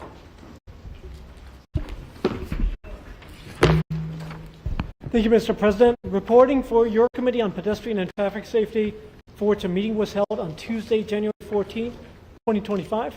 The committee held a subject matter hearing with the Chicago Department of Transportation on the 2023 crash report, pursuant to Section 9-116 of the Municipal Code, and the yearly update on complete streets, pursuant to Section 10-14 of the Municipal Code. No votes were taken on these topics.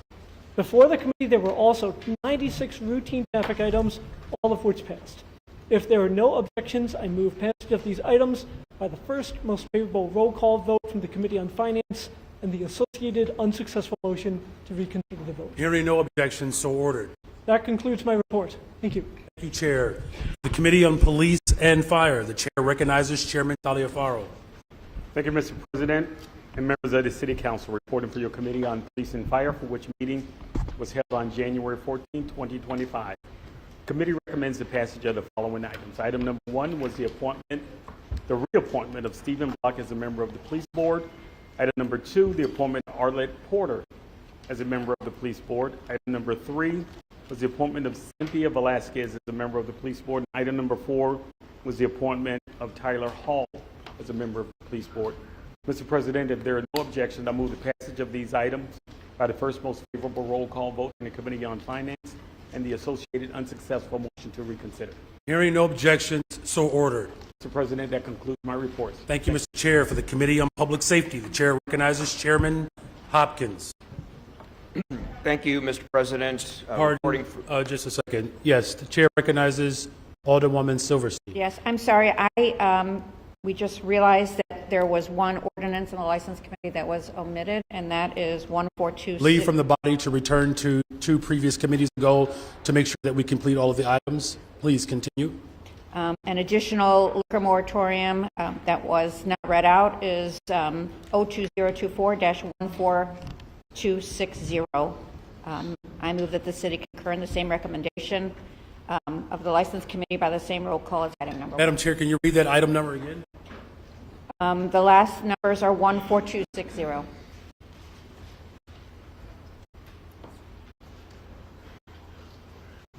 14264. 14260. Oh, at the top. 14260. Yes. Yes, and the motion is for the passage of that item with the Yes. most favorable roll call and the associated failed attempt for the motion to reconsider. Yes, it is. Hearing no objection, so ordered. Thank you so much. You're welcome. The chair returns back to Chair Hopkins for the Committee on Public Safety.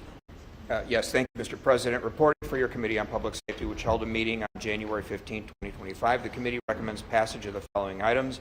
The October 24 Rule 45 report. In addition, resolution number 14213, adoption of the Cook County Multi-Jurisdictional Hazard Mitigation Plan and associated city annex for the 2024-2029 planning cycle to maintain continued eligibility for federal grant funding through the FEMA Mitigation Grant Assistance Programs. If no one wishes to speak, I move passage of these items by the first favorable roll call of the Committee on Finance and associated unsuccessful motion to reconsider. Hearing no objection, so ordered. This concludes my report. Thank you, Mr. Chair. For the Committee on Transportation and Public Way, the chair recognizes Chairman Mitchell. Mr. President, members of the City Council, reporting for your Committee on Transportation and Public Way, which held a meeting on January 14, 2025. The following items passed by the majority of the members present. Item 1, pages 2 through 5 includes 34 ordinances and 1 amendment for miscellaneous items introduced by the local aldermen for wards 3, 10, 14, 22, 24, 25, 27, 28, 29, 30, 32, 35, 36, 38, 39, 40, 43, 45, 46, 47, 48, and 49. Page 6 includes items substitute ordinance 2024-00144438, a subdivision ordinance for a property located in the 18th Ward, and item ordinance 2024-00144437, a re-subdivision ordinance for a property located in the 20th Ward. If there is no objection, I move passage of these items by the first most favorable roll call vote of the Committee on Finance and the associated unsuccessful motion to reconsider.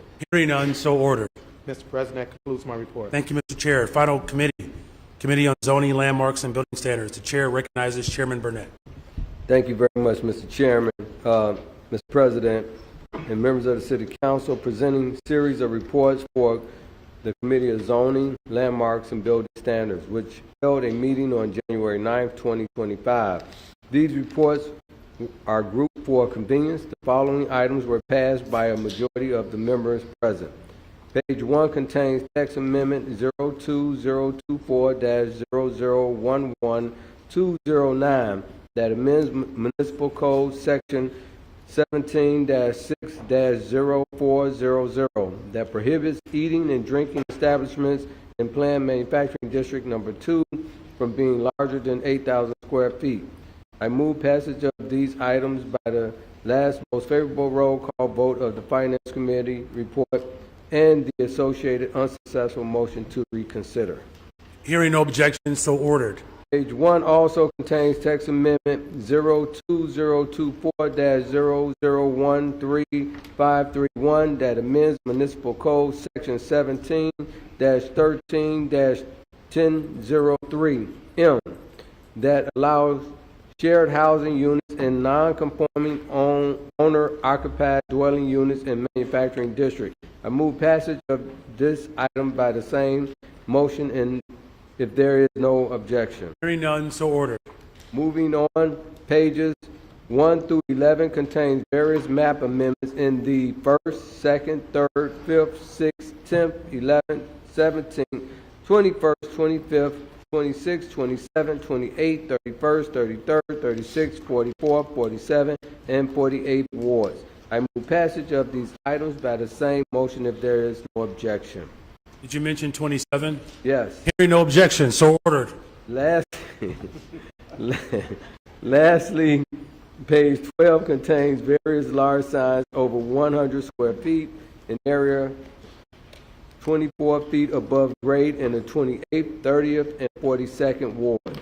I move passage of these items by the same motion if there is no objection. Hearing none, so ordered. Mr. President, that concludes my report. Thank you very much. For the agreed upon calendar, the chair recognizes Alderwoman Harris. Thank you, Mr. President. I received from the clerk, Andrea M. Valencia, a total of 99 items proposed for the agreed calendar consisting of congratulatory, commemorative, tributary resolutions from the following alderpersons: Alderperson Laspada, Alderperson Hopkins, Alderperson Robinson, Alderperson Hall, Alderperson Harris, Alderperson Quinn, Alderperson Lopez, Alderperson Moore, Alderperson Mosley, Alderperson Tavares, Alderperson Fuentes, Alderperson Conway, Alderperson Ramirez Rosa would like to speak at this time on one of the resolutions in the agreed calendar. Very well. The chair recognizes Alderman Rosa. Thank you so much. I asked for this point of personal privilege because January 11th would have marked my late father, Carlos M. Rosa's 75th birthday. Unfortunately, after a 3-year-long battle with stomach cancer, we lost him on January 21st, 2015, just a month before I was elected alderman.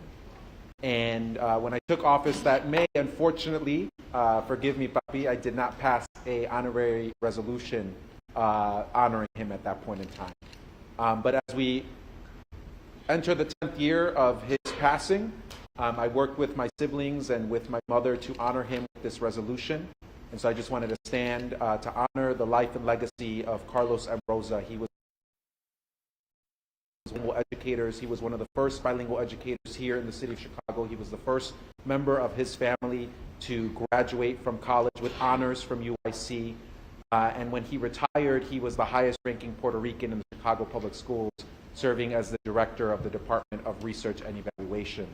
And as we were reflecting on his life this past Saturday when he would have turned 75, we were actually looking through some of his belongings, and we found a resolution from the Chicago Board of Education where Michael Scott, the father of one of my colleagues, Monique Scott, honored my father when he retired from Chicago Public Schools in 2005 in his role as Board of Education President. Michael Scott delivered that honor. So I want to just stand to rise to honor my father, Carlos M. Rosa. He lived an extraordinary life, and thank you for allowing me the privilege to do this. Thank you. Very well. Thank you.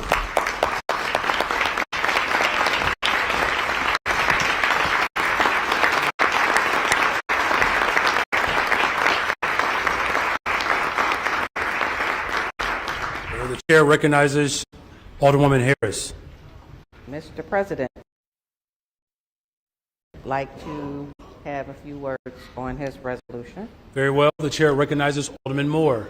Thank you, Mr. President. I'll be as brief as possible. First of all, I want to thank you for on January 4th recognizing it as Derrick Rose Day in Chicago with your resolution that you did on behalf of the city of Chicago. It's a great resolution, and thank you for it as well. But since he was also from the 17th Ward and the Inglewood community, we presented him at the Simeon game, and I just want to officially on record recognizing him as the official son of Inglewood, and that's what this resolution does. And hopefully myself, along with who's still with me, he's laughing over there because he's still with me, Alderman Will Hall gave me a hall pass to come to my own high school, and Alderman Mosley is still with me and doing that resolution. But we're hoping that we'll be working after we find out that day that the Bulls will be retiring his jersey, that we then can hopefully bring him before the entire city council this year. So that's what we'll be working on. So thank you so much as we recognize Derrick Rose as the official son of Inglewood. Thank you. Very well. Thank you, Alderman. Chair recognizes Alderwoman Harris. Thank you. Alderperson Nugent, Alderperson Lawson, Alderperson Gardner, and Alderperson Clay also have resolutions, and I move all of these in the omnibus, Mr. President. Very well. Hearing no objections, so ordered. Thank you, Alderwoman Harris. Now for new business, the clerk will call the wards beginning with the 50th Ward.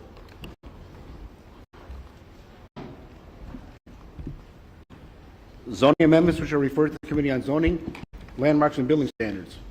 Traffic regulations, traffic control signals, and traffic signs which are referred to the Committee on Pedestrian and Traffic Safety. Exemption from physical barrier requirement for commercial driveway alley access to parking facilities which are referred to the Committee on Transportation and Public Way. Alderperson Silverstein has the proposed order for the issuance of permits for signboards at 5724 North Lincoln Avenue, which is referred to the Committee on Zoning, Landmarks, and Building Standards. Alderperson Haddon has the proposed ordinance for amendment of Municipal Code, Section 4-60-022, to allow additional alcoholic liquor licenses on portion of West Toohey Avenue, which is referred to the Committee on License and Consumer Protection. Alderman Manaha Hoppenworth has the proposed ordinance for amendment of Municipal Code, Section 4-60-023, to allow additional packaged goods licenses on portions of West Argyle Street, which is referred to the Committee on License and Consumer Protection. Alderperson Martin has the proposed ordinance for amendment of the annual appropriation ordinance to transfer funds within the 47th Ward wage allowance account for the year 2025, which is referred to the Committee on Budget and Government Operations. Alderperson Martin also has the proposed ordinance for amendment of Municipal Code, Section 4-60-022, to disallow additional alcoholic liquor licenses on a portion of North Damon Avenue, which is referred to the Committee on License and Consumer Protection. Alderpersons Martin and Scott have a proposed resolution for amendment of members of the Committee on Ethics and Government Oversight for the years 2023 through 2027 by removing Alderperson Scott as a member, which is referred to the Committee on Committees and Rules. Alderperson Martin has a proposed order for the issuance of permits for signboards at 2415 West Montrose Avenue, which is referred to the Committee on Zoning, Landmarks, and Building Standards. Alderperson Martin also has a proposed resolution to call for hearings on alternative response modeling for parking violations. This is referred to the Committee on Public Safety. Alderperson Lawson has a proposed ordinance for a one-time exception from the Wrigley Field night game ordinance to allow a musical performance on May 27th.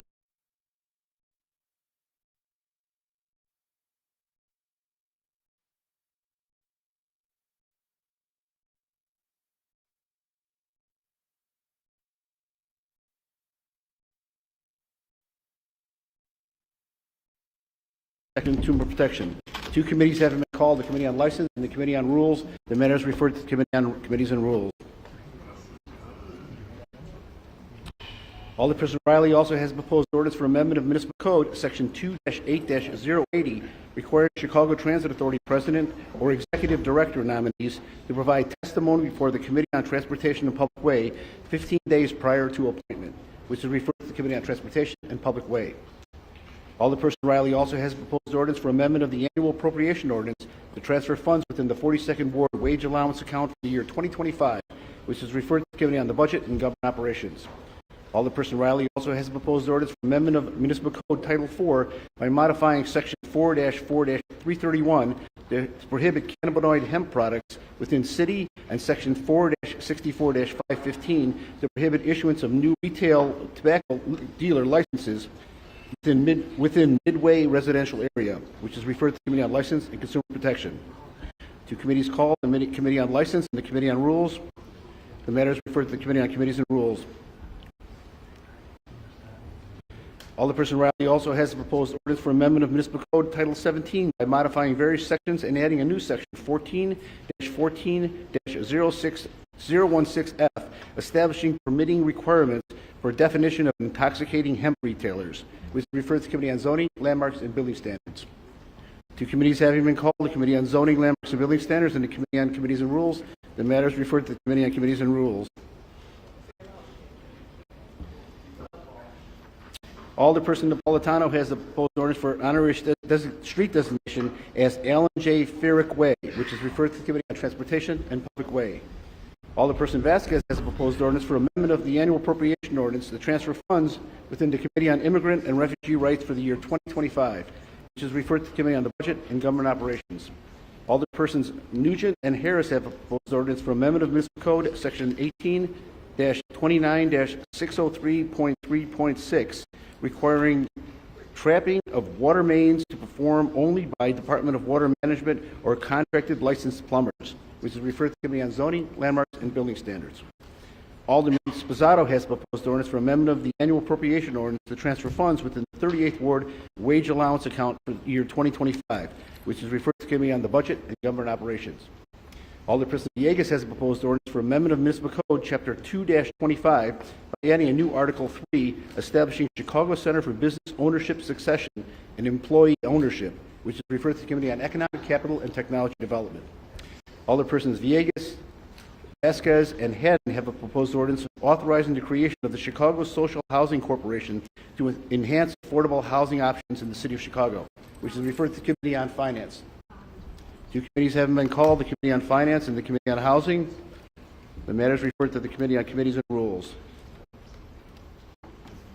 Alderman Villegas has a proposed ordinance for support of a Class 7B tax incentive for the property at 777 West Chicago Avenue, Bally's Chicago Operating Company, LLC, GLP Capital LP, project site owners, which is referred to the Committee on Economic, Capital, and Technology Development.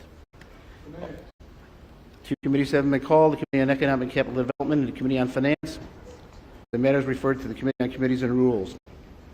Alderman Villegas also has a proposed ordinance for expansion of Enterprise Zone 4, which is referred to the Committee on Finance, and a proposed resolution to call for the Chicago-based companies to maintain, promote, and strengthen diversity, equity, and inclusion programs, which is referred to the Committee on Contracting Oversight. Alderperson Ramirez Rosa has proposed ordinance for amendment of municipal code sections 4-60-022 and 4-60-023 to disallow additional alcoholic liquor and packaged goods licenses on portions of North Milwaukee Avenue, which is referred to the Committee on License and Consumer Protection. Alderperson Conway has a proposed ordinance for amendment of municipal code chapter 2-4 by adding a new section 2-4-130 entitled Appointments to Sister Agencies requiring City Council approval, which is referred to the Committee on the Budget and Government Operations. Alderperson Wagasback has proposed orders for the issuance of permits for signboards at 2642 North Jones Street, which are referred to the Committee on Zoning, Landmarks, and Building Standards.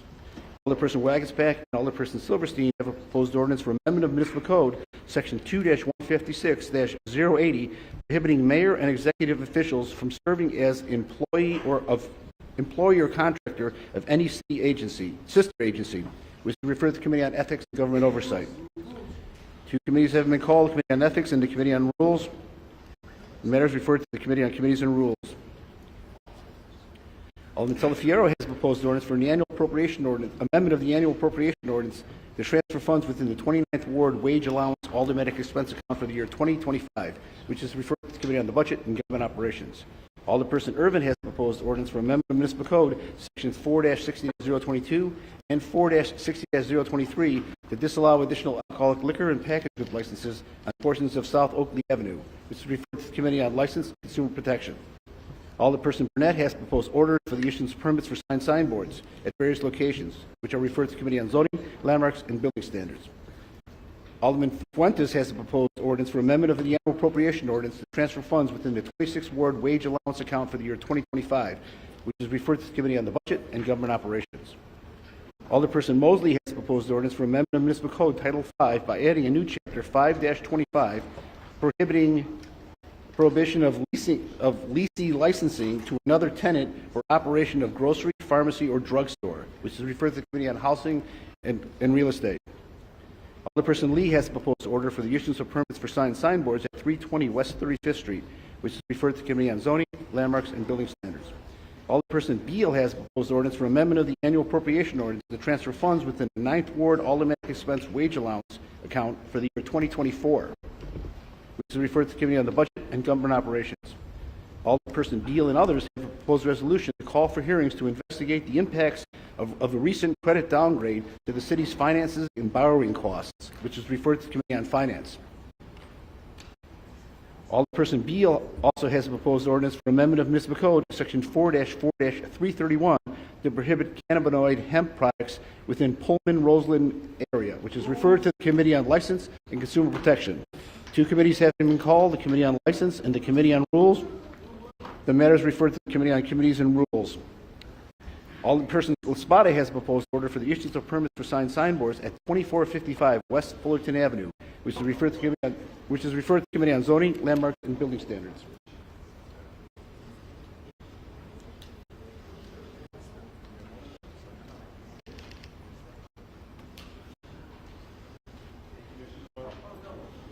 Yes, you finish?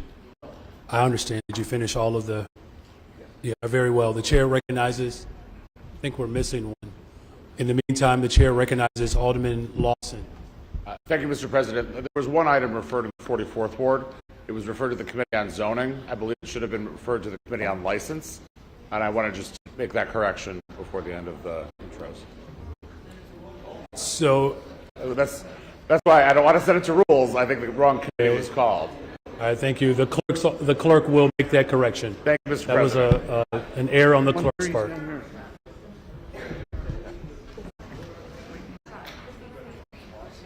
Okay.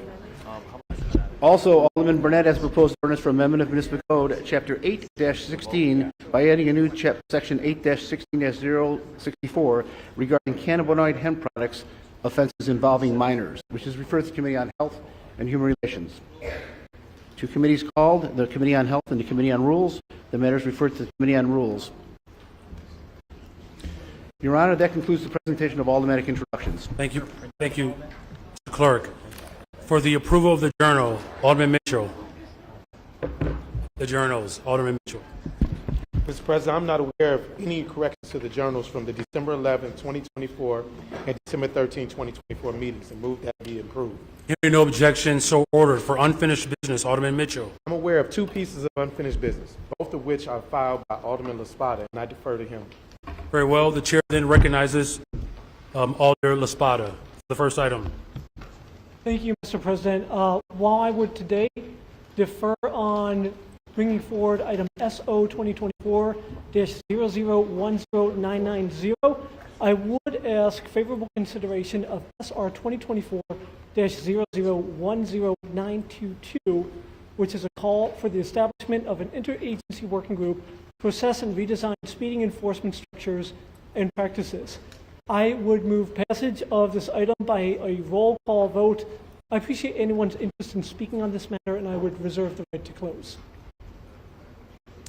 Very well. So just for clarification, the first item, the substitute item 02023-00109990 to amend the municipal code in section 9-12-070 regarding speed limits. You wish to hold that item? For today, yes. For today, very well. But you are wishing for a roll call vote on the second item, which is SR 2024-00109992. Correct. Is that correct? And then you're also offering an opportunity for anyone who wishes to speak. Yes, sir. You are quite generous today. Does anyone wish to speak to the second item? Okay. The chair recognizes Alder Hatton. Thank you, Mr. President. I'll keep it brief. Take my time? All right. A colleague from the 19th Ward says I've got all the time in the world. I just want to commend Alderman LaSpada. I know that a lot of work has gone into this. I'm looking forward to supporting this resolution. This would create a working group to, assess the traffic safety pieces that I think we're all concerned about. I know that my community, the 49th Ward, and a lot of our colleagues in the Progressive Caucus, we're looking forward to moving forward with the full Vision Zero piece. But I know that the working group is going to help us to have some more discussions.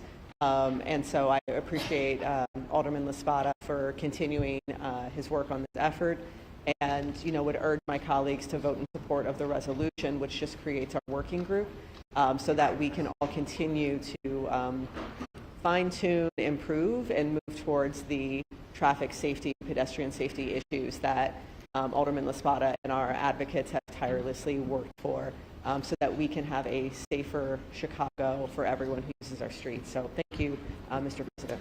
Thank you. The chair recognizes Alder Vasquez. Thank you, Mr. President. I also wanted to join Alderman Madden and commend Alderman LaSpada for the work being done. In talking to a lot of our colleagues, I think most of our colleagues in principle, I haven't heard anyone say we need to raise the speed limit. I think some members did very much have questions, and so I think it's very mindful, and really I'm grateful for Daniel to really put forth the working group resolution. I think for the folks who have questions that want to just kick the tires, no pun intended, on what we're trying to do here, it's a really good way to do it. Folks have questions about the costs associated, how it would be enforced. I think the working group is something that members can largely agree on. So I would also ask our members here to support the resolution, so we can then get those answers that I think will lead to even more support from this council to make sure we keep the public safe when we think about pedestrians, kids, seniors, and everyone else who literally is trying to cross the street. So thank you very much for your work, and I'd also ask for the body to support it. Very well. Are there any other alders that wish to speak to this item? Chair recognizes Alderwoman Nicole Lee. Thank you, Mr. President. I want to thank my colleague, Alderman Laspada, for the work that he's done on this issue. Definitely one of the biggest issues that I hear about most from our neighbors is the speed at which people are driving. And I am in full support of this working group.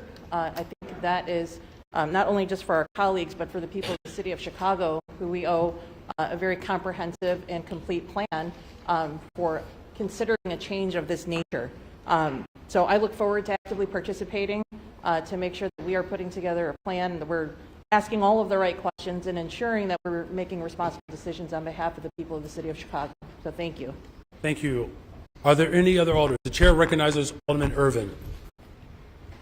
Thank you, Mr. President. I too rise in support of this resolution establishing the working group for this. As many of you do know, I do not at this time support the ordinance that was being presented, but I do believe that I want to thank Chairman Laspada for being a little holding back on this so that we can have more discussion as we've all talked about this.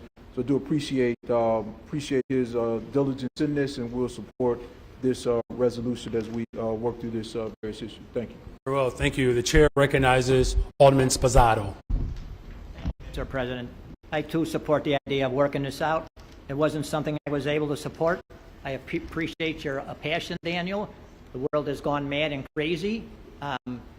When you drive, I can't imagine a guy that's on a bike all the time. All the time people are honking and giving you the finger and tell you to ride your bike on the sidewalk when you should be driving in the street.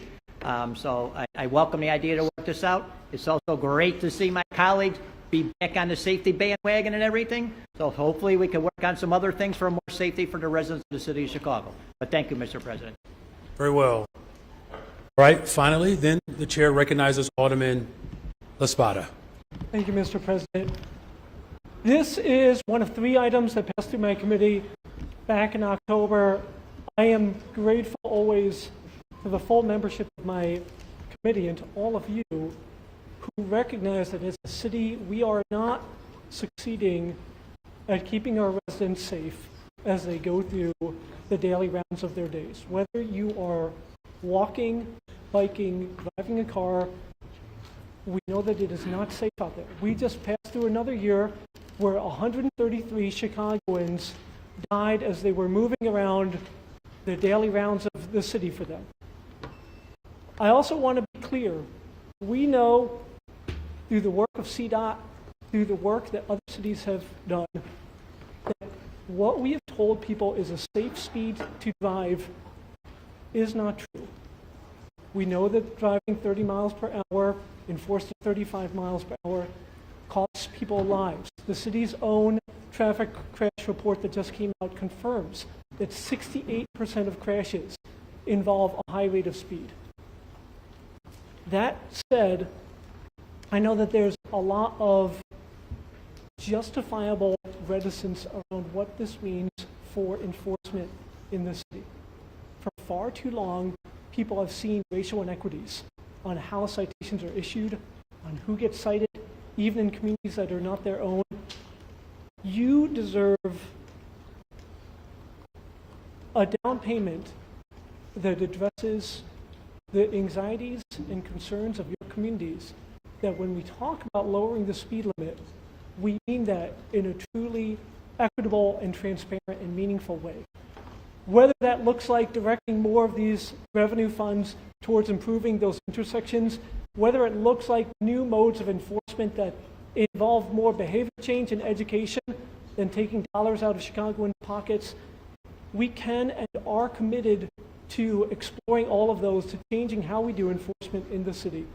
And I hope and believe that this is the first step that restores trust for you, for your residents, for your communities, that as, hopefully in the future, we move as Seattle, Minneapolis, Boston, San Francisco, New York, Los Angeles, Oak Park, Evanston have already done towards a 25-mile-per-hour speed limit. We do that in a way that has restored and earned trust through this commitment. With that said, I do ask passage of this resolution by a roll call vote. Very well, thank you. There's been a request for a roll call vote. Alders, please use your e-vote application to record your vote at this time. Thank you, Madam Clerk.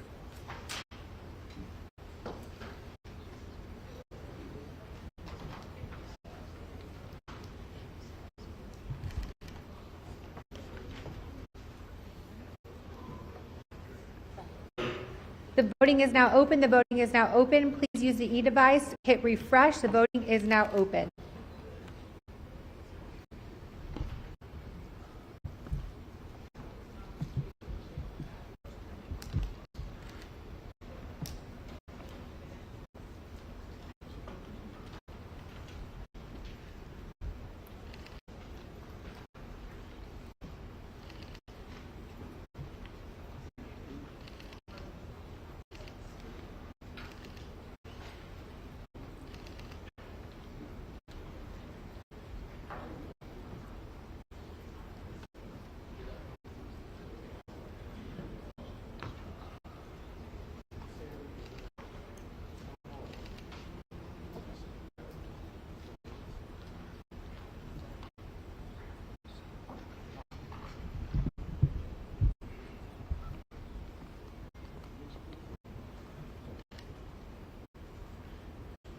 All right, I will now call on those for a voice vote who did not cast their vote using the e-device system. Alderman Wagaspack. Yes. Wagaspack is a yes. Alderwoman Rodriguez-Sanchez. Aye. Rodriguez-Sanchez is a yes. Alderman Riley. Aye. Riley is a yes. Alderman Gardner. Aye. Alderman Gardner is a yes. Have all those who voted? All right, the vote is now closed. Very well. There are 49 yeas, 1 nay. This motion passes. Alderman Mitchell on the motion to reconsider. Mr. President, motion to reconsider. All those in favor of the reconsideration of this vote signify by saying aye. Any opposed say no. This motion fails. Alderman Mitchell, anything else? No. The chair recognizes Alderman Lopez. Thank you. As was previously noticed with the city clerk, as a Rule 41 as well, and in accordance with Rule 41, in order to limit collateral captures by ICE in our communities as they search for their priority targets, I move to discharge from committee O 2023- Okay. Thank you very much, Alderman Lopez. We are currently under unfinished business. Okay. We have miscellaneous business that is coming up next, in which we'll make sure that we recognize you. Oh, okay. All right, very well. Alderman Mitchell, one more time. Is there anything else? No, Are you aware of anything else? I'm not aware of any further Okay. business. All right. If you're not aware of any other unfinished business, all right. Very well. Thank you very much. Now then, if you are not aware of any other unfinished business, we can now go to miscellaneous business. Chair recognizes Alderman Mitchell. Mr. President, I am aware of one item of miscellaneous business. It was filed by the aldermanic duo of Lopez and Tabarez, and I defer to them. Very well. The chair recognizes Alderman Lopez. On behalf of the dynamic duo, yes, and in accordance with Rule 41, in order to limit collateral capture by ICE in our communities as they search for their priority targets, I move to discharge from committee O2023-0004222 an amendment to the welcoming city ordinance by a roll call vote, and I will call the question on the Thank matter. you very much. The chair recognizes Alder Fuentes. To table the motion to discharge by roll call vote. Very well. So there is a motion on the floor. Just a second.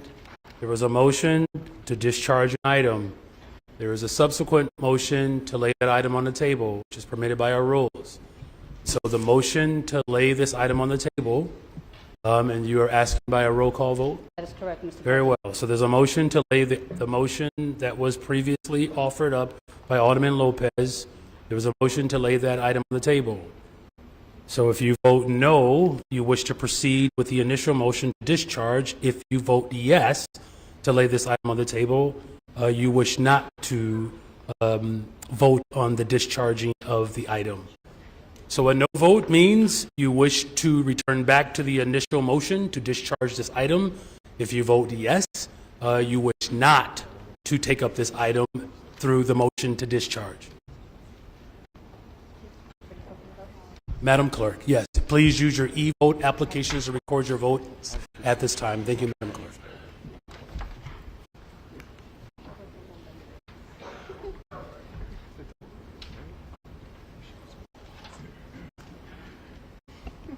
Please refresh your device. Please refresh your device. And the voting is now open.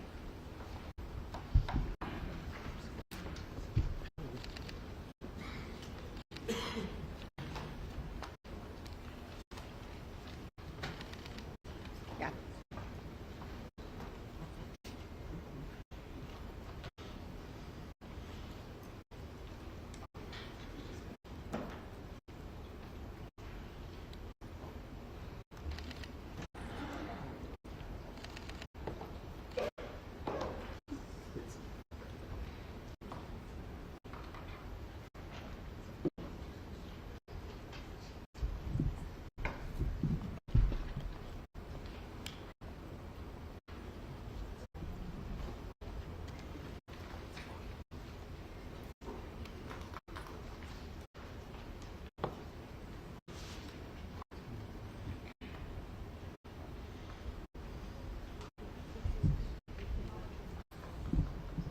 I will now call on those who have not used the e-device for a voice vote.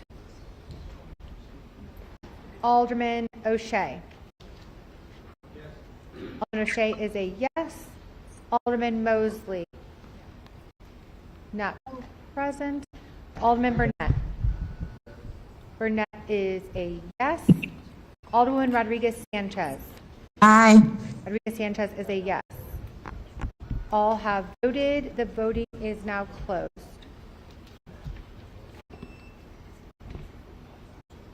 Thank you. There are 39 yeas, 11 nays. The motion to lay the item and the motion on the table has passed. Alderman Mitchell, is there a motion to reconsider Alderman Mitchell? Motion to reconsider the vote. All right, there's a motion to reconsider this vote. All those in favor signify by saying aye. Any opposed, say no. This motion fails. Alderman Mitchell, anything else? Mr. President, except for the ordinance setting the date and time of the next meeting, I am not aware of any further miscellaneous business. Very well, then, for the date and time of the next meeting, Alderman Mitchell. I've handed up an ordinance to the clerk setting the date and time of the next meeting. Madam Clerk, would you please read the ordinance? Be it ordained by the City Council of the City of Chicago, the next regular meeting of the City Council of the City of Chicago shall be held on Wednesday, February 19th, 2025, beginning at 10 a.m. in the Council Chamber on the second floor in City Hall, 121 North LaSalle Street, Chicago, Illinois. This ordinance shall take effect and be enforced from after its passage. Gregory Mitchell, Alderman 7th Ward. Thank you, Madam Clerk. Alderman Mitchell. I move passage in the omnibus. Hearing no objection, so ordered. On the omnibus, Alderman Mitchell. I move that matters in the omnibus be...